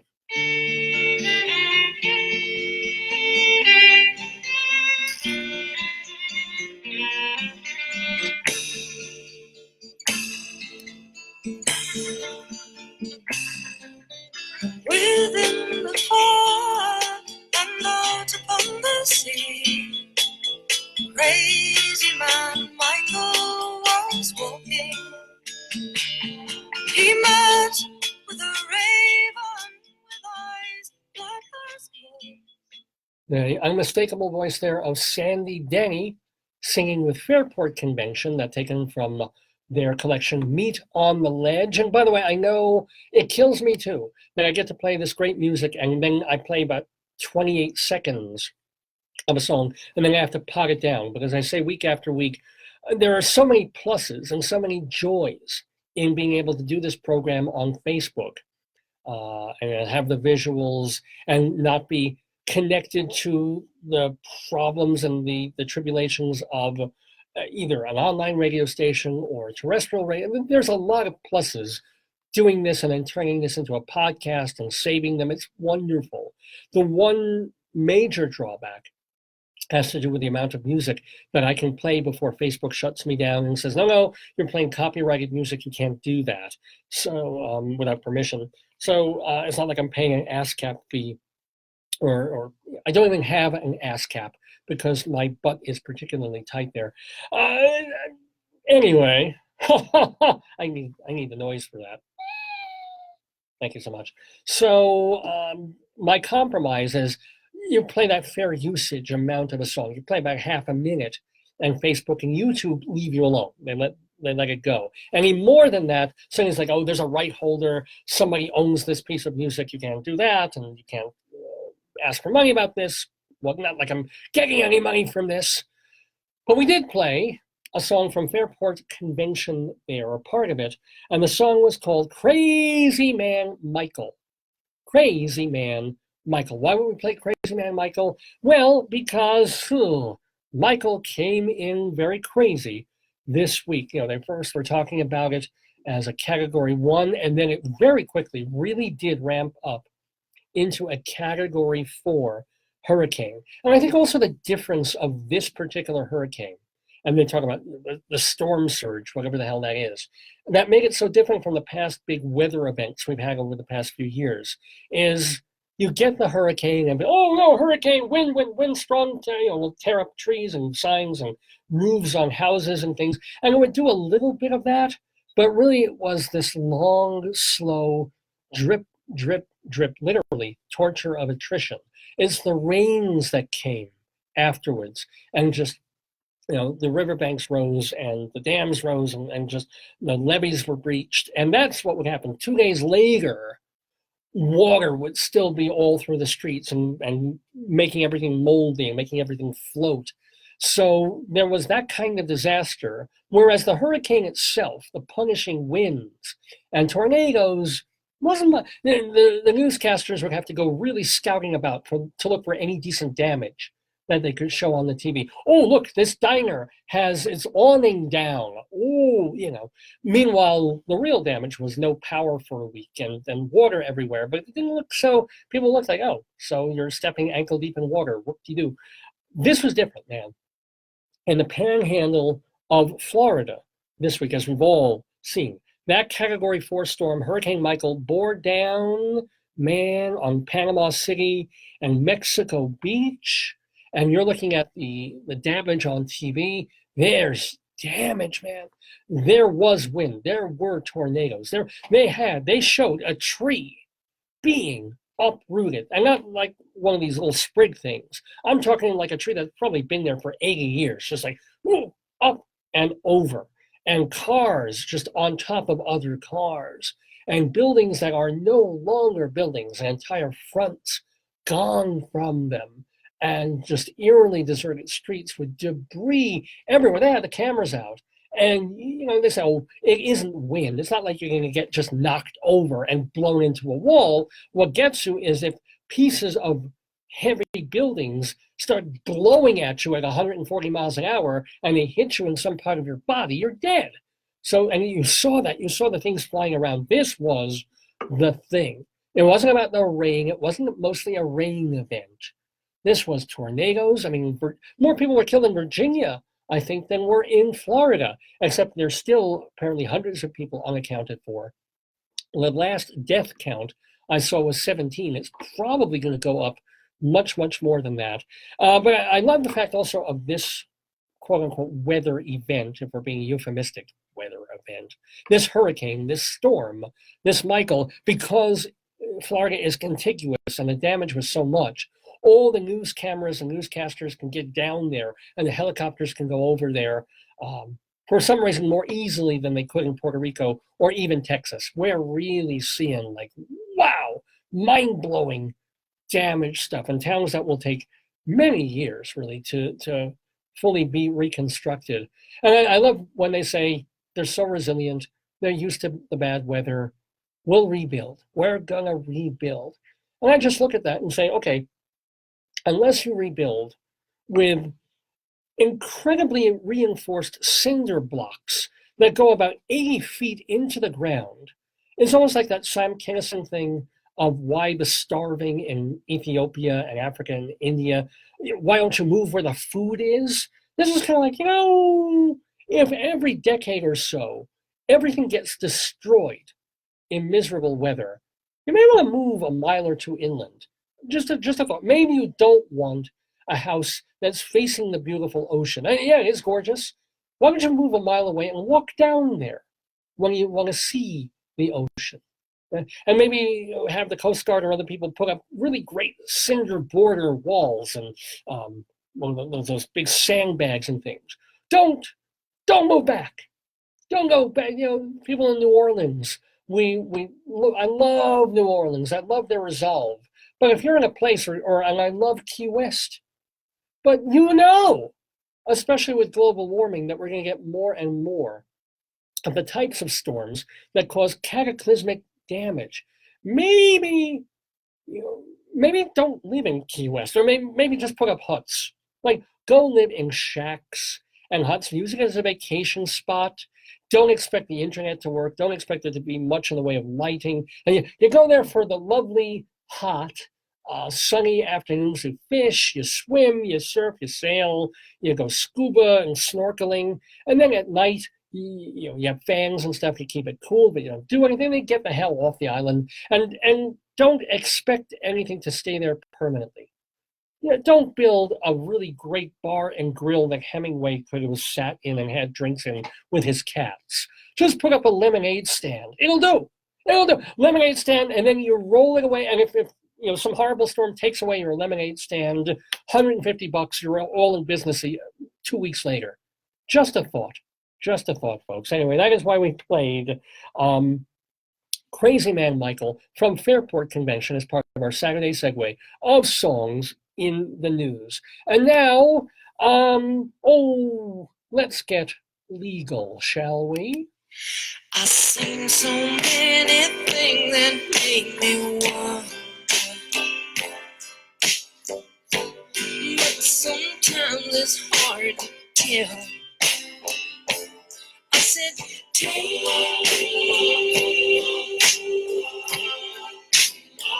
your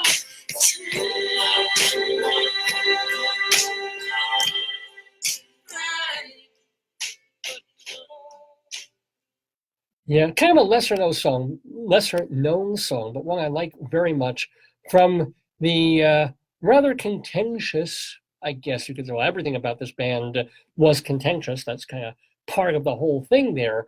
But Fleetwood Mac, of course, you have to pardon me because I put on one more song here and I'm looking for it. So I want to be able to set up the next, maybe I won't be able to find it. Just give me a mo here while I look for our next tune.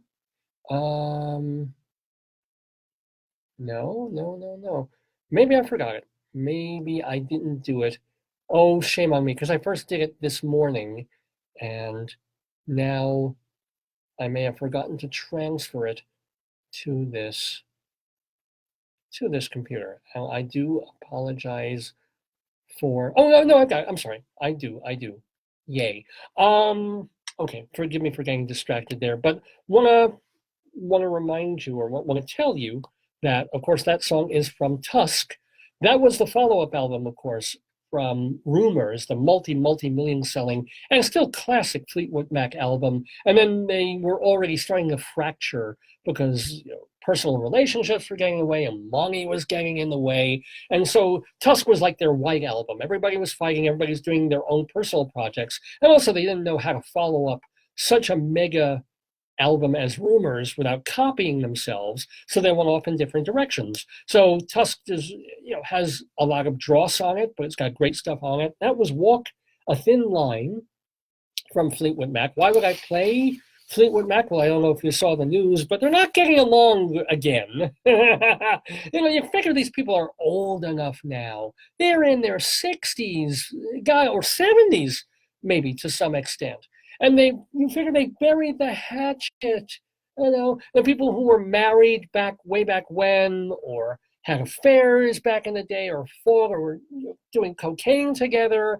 You figure, oh, hey, we have a tour going on with a $12 million payday for each of us, and that's the number there. I'm not making that up.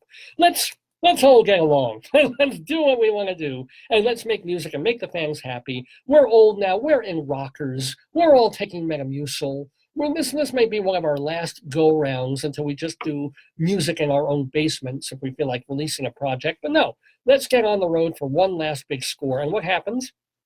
Fleetwood Mac plays a gig at Radio City Music Hall in January.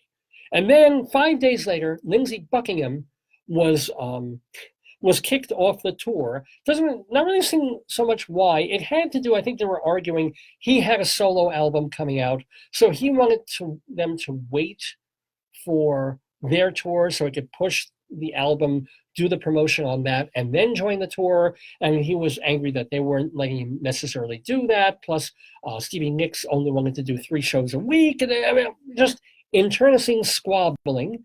Typical of a band, certainly typical of a band like Fleetwood Mac, but then they kicked him off the band. So what does he do?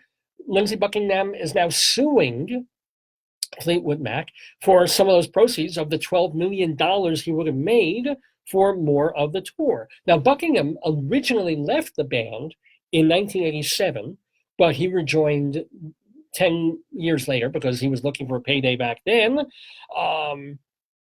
Let's see, what else? So there's been no comment officially from Fleetwood Mac and the members and the band itself. We just have Lindsey Buckingham's word to take for why he was kicked off and now why he is suing.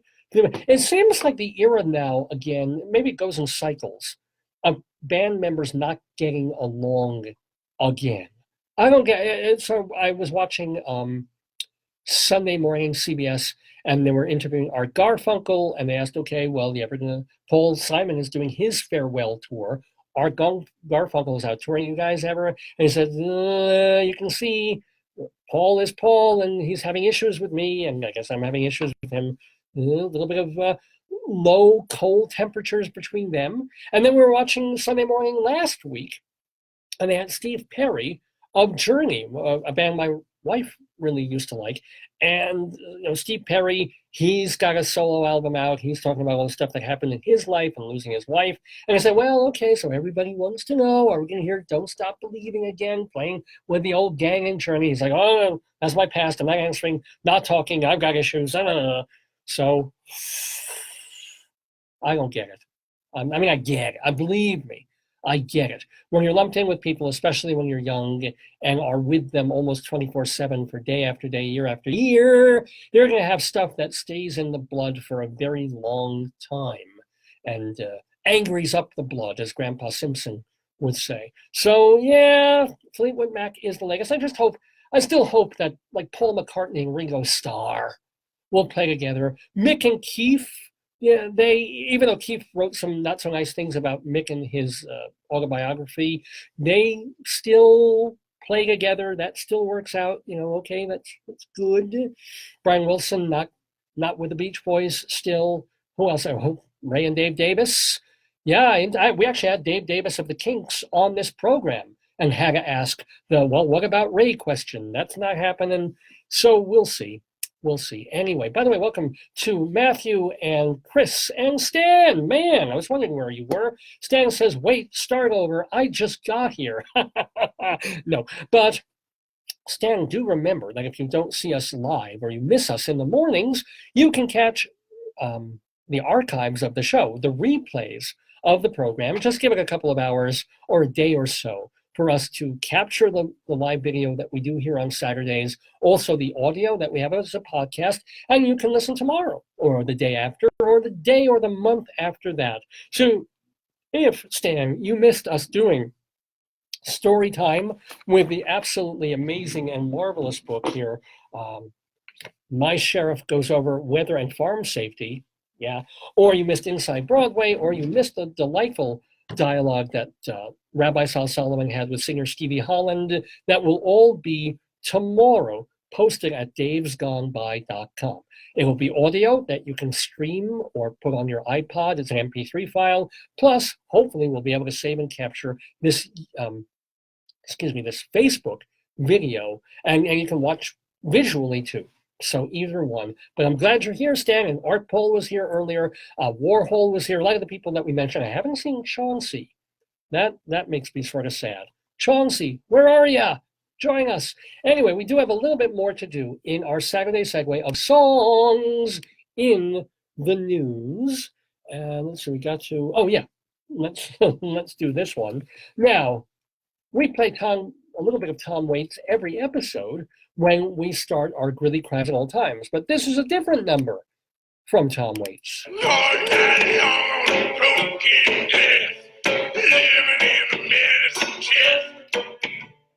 Mediterranean hotel band sprawled across the road of Tom Death. The monkey rode a plane on an overhead train. They paid the donkey blue if you pay. I got a telephone call from Istanbul. My baby's coming home today. Oh, there it is. Tell you, usually when I have to mention Istanbul, it's going to be either They Might Be Giants doing Istanbul or Constantinople, or it's going to be Tom Waits from his album Frank's Wild Years, telephone call from Istanbul. My baby's coming home today. Well, someone is not coming home from Istanbul, or actually, in a matter of speaking, it's actually the Istanbul embassy in Saudi Arabia. You've been hearing about this. This is one of those really messed up stories that Jamal Khashoggi, and I don't have actually any stuff written about this because I grabbed this one this morning, but this story is getting some legs, folks. Jamal Khashoggi, and I'm probably mispronouncing it, or Khashoggi, who is this writer, this journalist of the Arab world. He is a Saudi national, but has been all over the world. He went to get a marriage license in Saudi Arabia, in the Turkish embassy there, right? And then he goes in, and his fiance is outside waiting for him. And then she's on the phone, she's holding the phone. And he never comes out. He goes into the embassy, and he disappears. And the scuttlebutt is that he was murdered by operatives of the House of Saud, the Saudi Arabian royal family, for things that he's written about them and things that are negative about their ruling of Saudi Arabia. And now we're trying to figure out what the hell to do about it, because we have, for some reason, this wonderful friendly relationship with Saudi Arabia in this country, because we sell them so much arms. We sell them guns and bombs and rocket launchers and God knows what. Even though, unless I'm greatly mistaken, 9/11, most of the people involved in that were from Saudi fucking Arabia, and we were flying out people, the House of Saud family from America. Well, nobody else was flying out of America during 9/11. We got their family out. So sort of, it's just there's so much economic stuff and stuff under the rug and sub rosa that we deal with Saudi Arabia, that we look the other way when they do shit that we don't do with every other Arab country. If Syria gasses its people, we rightfully send bombs over and bomb the gas plants, If Lebanon does something, we kind of warn them, or we let the Israelis take care of it. If, well, obviously, we did something in Iraq that we had no business doing. We have a terrible relationship with Iran for good reason. I mean, it's just all these different countries that we hate in the Arab world as Americans. But Saudi Arabia, oh no, because they're so rich and they've got the oil and they buy so much from us. We got to be nice to them. So now Donald Trump has a real question to ask. He's got to say, well, they probably murdered a journalist in cold blood. And it's also hot blood too, because this is what happens. Apparently he was not only questioned, he was then tortured, killed, And I don't know how they know this, but apparently he was dismembered. Apparently they hacked up his body in the embassy. And now they're trying to figure out where the hell he is.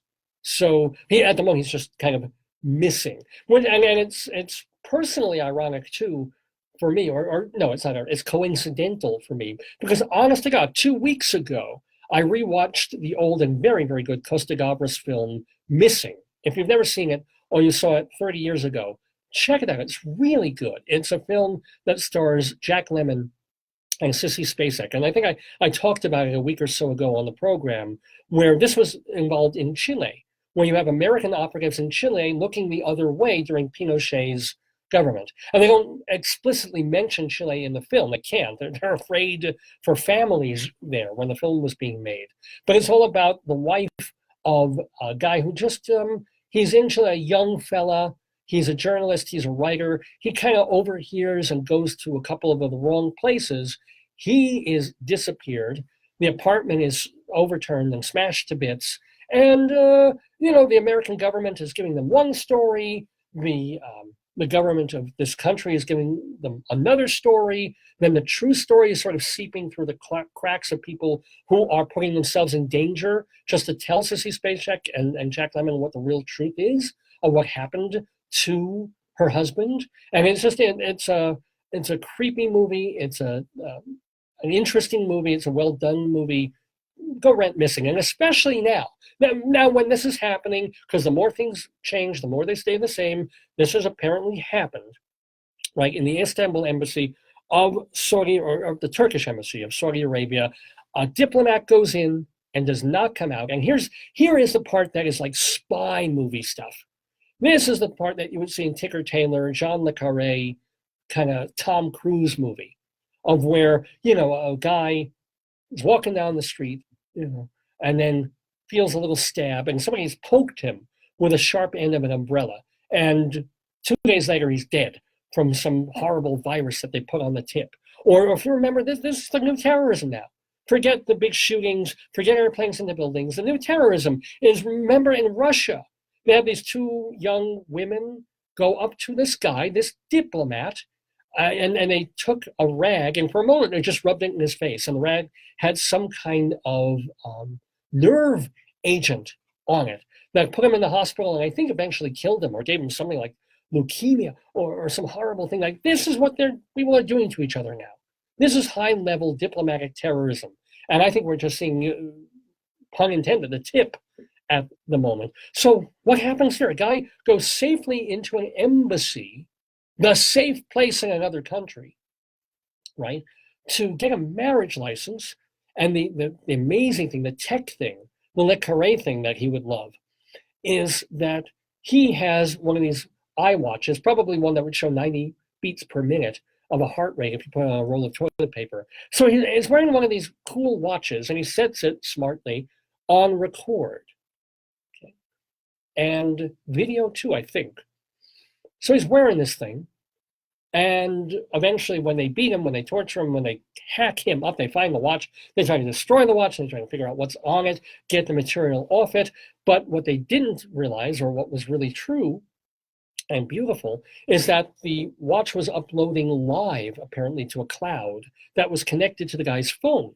And the guy's phone was in the hands of his fiancée, who was outside the building waiting for him. So somebody has recordings, audio and possibly video, of what actually occurred to this man in that embassy. And this is just starting. And of course, I think Mike Pompeo is in Saudi Arabia as we speak and deciding whether to continue taking part of it in a conference that's there. And now Trump has to decide how much business we do with Saudi Arabia, considering this kind of behavior, which I'm sure God knows what that royal family has done in the name of protecting its power and its name over the past several decades. I mean, we just turn the other way. We look the other way. They've got oil. They've got power. They're buying up tons of property in America, in New York, and everywhere. So, yeah, House of Saud, they're more capitalistic. They're more Americanized. They appreciate the value of money. Therefore, we appreciate them in a way that we don't appreciate Iraqis and Iranians and Lebanese and Syrians and Qatarians. I don't know what the hell they call people from Qatar. So, by the way, welcome back, Qatar. So that's why we played from, what the hell did we play? We played a telephone call from Istanbul from Tom Waits as part of our Saturday Segue of songs in the news. We got time for one more song. And, oh, thank goodness. This news is a little more playful, shall we say, a little more fun. You'll recognize this fella.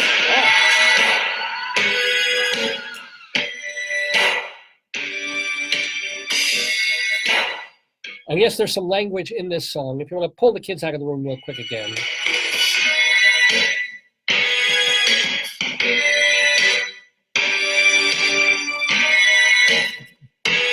Enough with the introduction already. You're not going to let me play the song. Knew a girl named Nikki. I guess you could say she was a sex fiend. Oh. I met her in a hotel lobby, masturbating in a magazine. Good boy. Anyway, yes, of course, Darling Nikki, the controversial song from the Purple Rain album. Amazing what Prince could get away with. I mean, Prince was like Saudi Arabia. He could get away talking about a girl masturbating in a magazine because the album and the movie of Purple Rain was so popular. But that was the song, or part of the song, Darling Nikki, from Prince and the Revolution. And so a very pleasant and amicable revolt in the Trump administration this week when Darling Nikki Haley resigned from her post as ambassador in the United Nations, the American ambassador to the United Nations. She apparently told Donald Trump months ago that she would be leaving in about half a year. Apparently she and Mike Pompeo and didn't always see eye to eye. She didn't always see eye to eye with Donald Trump on some of the things he said about her and about America's role in the United Nations. But at the same time, there was definitely a respect between her and certainly from Trump going towards her. And you saw that in her kind of farewell meeting with him that was broadcast everywhere. Maybe it's because he's hot for her, because she's still a pretty attractive woman. Although it would be really nice if she didn't, if she could somehow, unlike most people from Massachusetts, could stop learning to talk through her teeth. She might be really pretty, or maybe she doesn't have a tongue, and she is concealing that fact from the rest of the world. But no, Nikki Haley is leaving her post at the United Nations. It seems like an amicable break, unlike a lot of other people who have left this administration under very different circumstances. Scaramouche, and remember that guy who was hiding behind the tree, who was the spokesperson for a while before the Oompa Loompa came in. Anyway, there is some scuttlebutt. And if you've ever had your butt scuttled, you know how painful that can be. There is scuttlebutt that Nikki Haley has her eye on the White House, if not in 2020, then in 2024. I mean, I guess depending on whether Trump runs. And I think she got kind of a grudging respect on both sides of the aisle. I mean, I wouldn't discount her out of hand. Of all the people who are allied and connected to the Trump administration, one of the folks who could sort of reach across the line and be, and if not proud, but stand behind what she said and what she did during her term in the administration, it probably would be Nikki Haley. So it'll be interesting to see what happens to her. Interesting to see what happens to the United Nations that Trump says he really doesn't care about and would like to sort of, fund less. I can't say for the most part that I blame him. So, Darling Nikki going away from the UN, and that is why we played that Prince and the Revolution song on Dave's Gone By to cap our Saturday Segue of songs in the news here in the Daverhood. It's a little bit after 12:30 in the afternoon, Mountain Time, here in Greeley, Colorado, with me, Dave Lefkowitz, finishing off the 670th episode of the show. We call it Stevie's Wonder, in honor of our guest, Stevie Holland. Reminder to you, she has 6 albums out. Go find them. You're going to like to listen to them. And most importantly, she has a new soundtrack album out that you can get from Amazon and iTunes and all those usual places. Sorry for calling it a soundtrack. I know Peter Felicia, if you're listening, you would smack me across the face for saying that. It's an original cast recording of Love, Linda, the life of Mrs. Cole Porter, the show that she is doing as we speak, or will start doing later this week at the Triad Theater on West 72nd Street in Manhattan. She's doing it from now through the middle of November, and it's all Cole Porter tunes on the album, and it's Mrs. Cole Porter's story with song in her show, Love, Linda. So thank you so much to Stevie Holland for joining us in the Daverhood, and we hope that you will join her at the Triad. And by the way, thank you to DDPR and Dan DeMello for setting up that interview with Stevie Holland. Thank you also to Rabbi Sal Solomon for conducting that interview with her. Remember, his website is shalomdammit.com. Shalom, D-A-M-M-I-T, shalomdammit.com. I'm going to thank my darling and adorable and wonderful wife, Joyce, for joining me for the first part of the show. Love you, hon, and always very proud and happy to have you as part of the Daverhood right here with me. And what else do I have to tell you? Not much. We should be here next Saturday with a brand new spanking episode. I'll spank the potato for you. Ooh, brand new episode of Dave's Gone By. Will we have a guest? Possibly. Not sure. We'll find out. Even if not, remember, we've got to get to part 2 of Weather and Farm Safety featuring Casey the Canine. Seriously. And we'll probably go back to Dave's Big Dictionary. We gave that a break this week. We'll have Inside Broadway. We'll have another Colorado Limerick of the Damned. We'll do Greeley Crimes and Old Times, of course. Maybe Potato News. Maybe not. You just have to tune in to find out, and you just have to check our Facebook page. And please, please, please get more people to tune in. Get more people to check our page and to know about the show.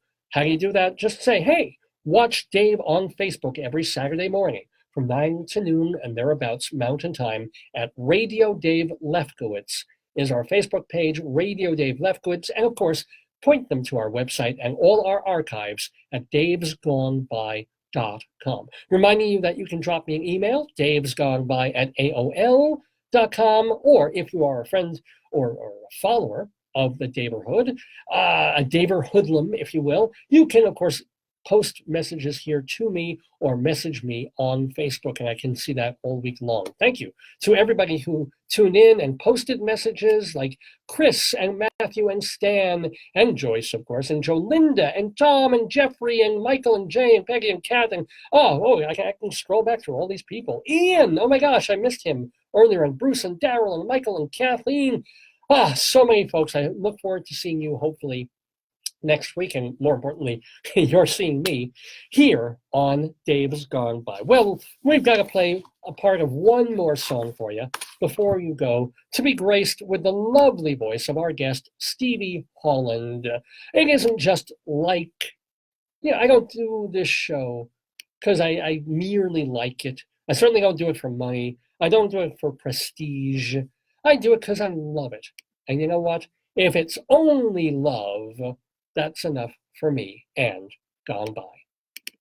When everything is gone, love was still on. Your love lives on. If it's only love I receive from you, I guess only love will do. I would be a fool if I walked away from the one thing that I know keeps me going each day. If it's only love waiting for me, then that's how it has to be. If it's all the love, it'll still be more than all I've ever had in my lifetime before. Thank you to Stevie Holland. Thank you to all of you for watching and listening. I hope to see you 7 days from today for the 671st episode of Dave's Gone By. Have a great week. Dress warm tomorrow, and I'll see you soon.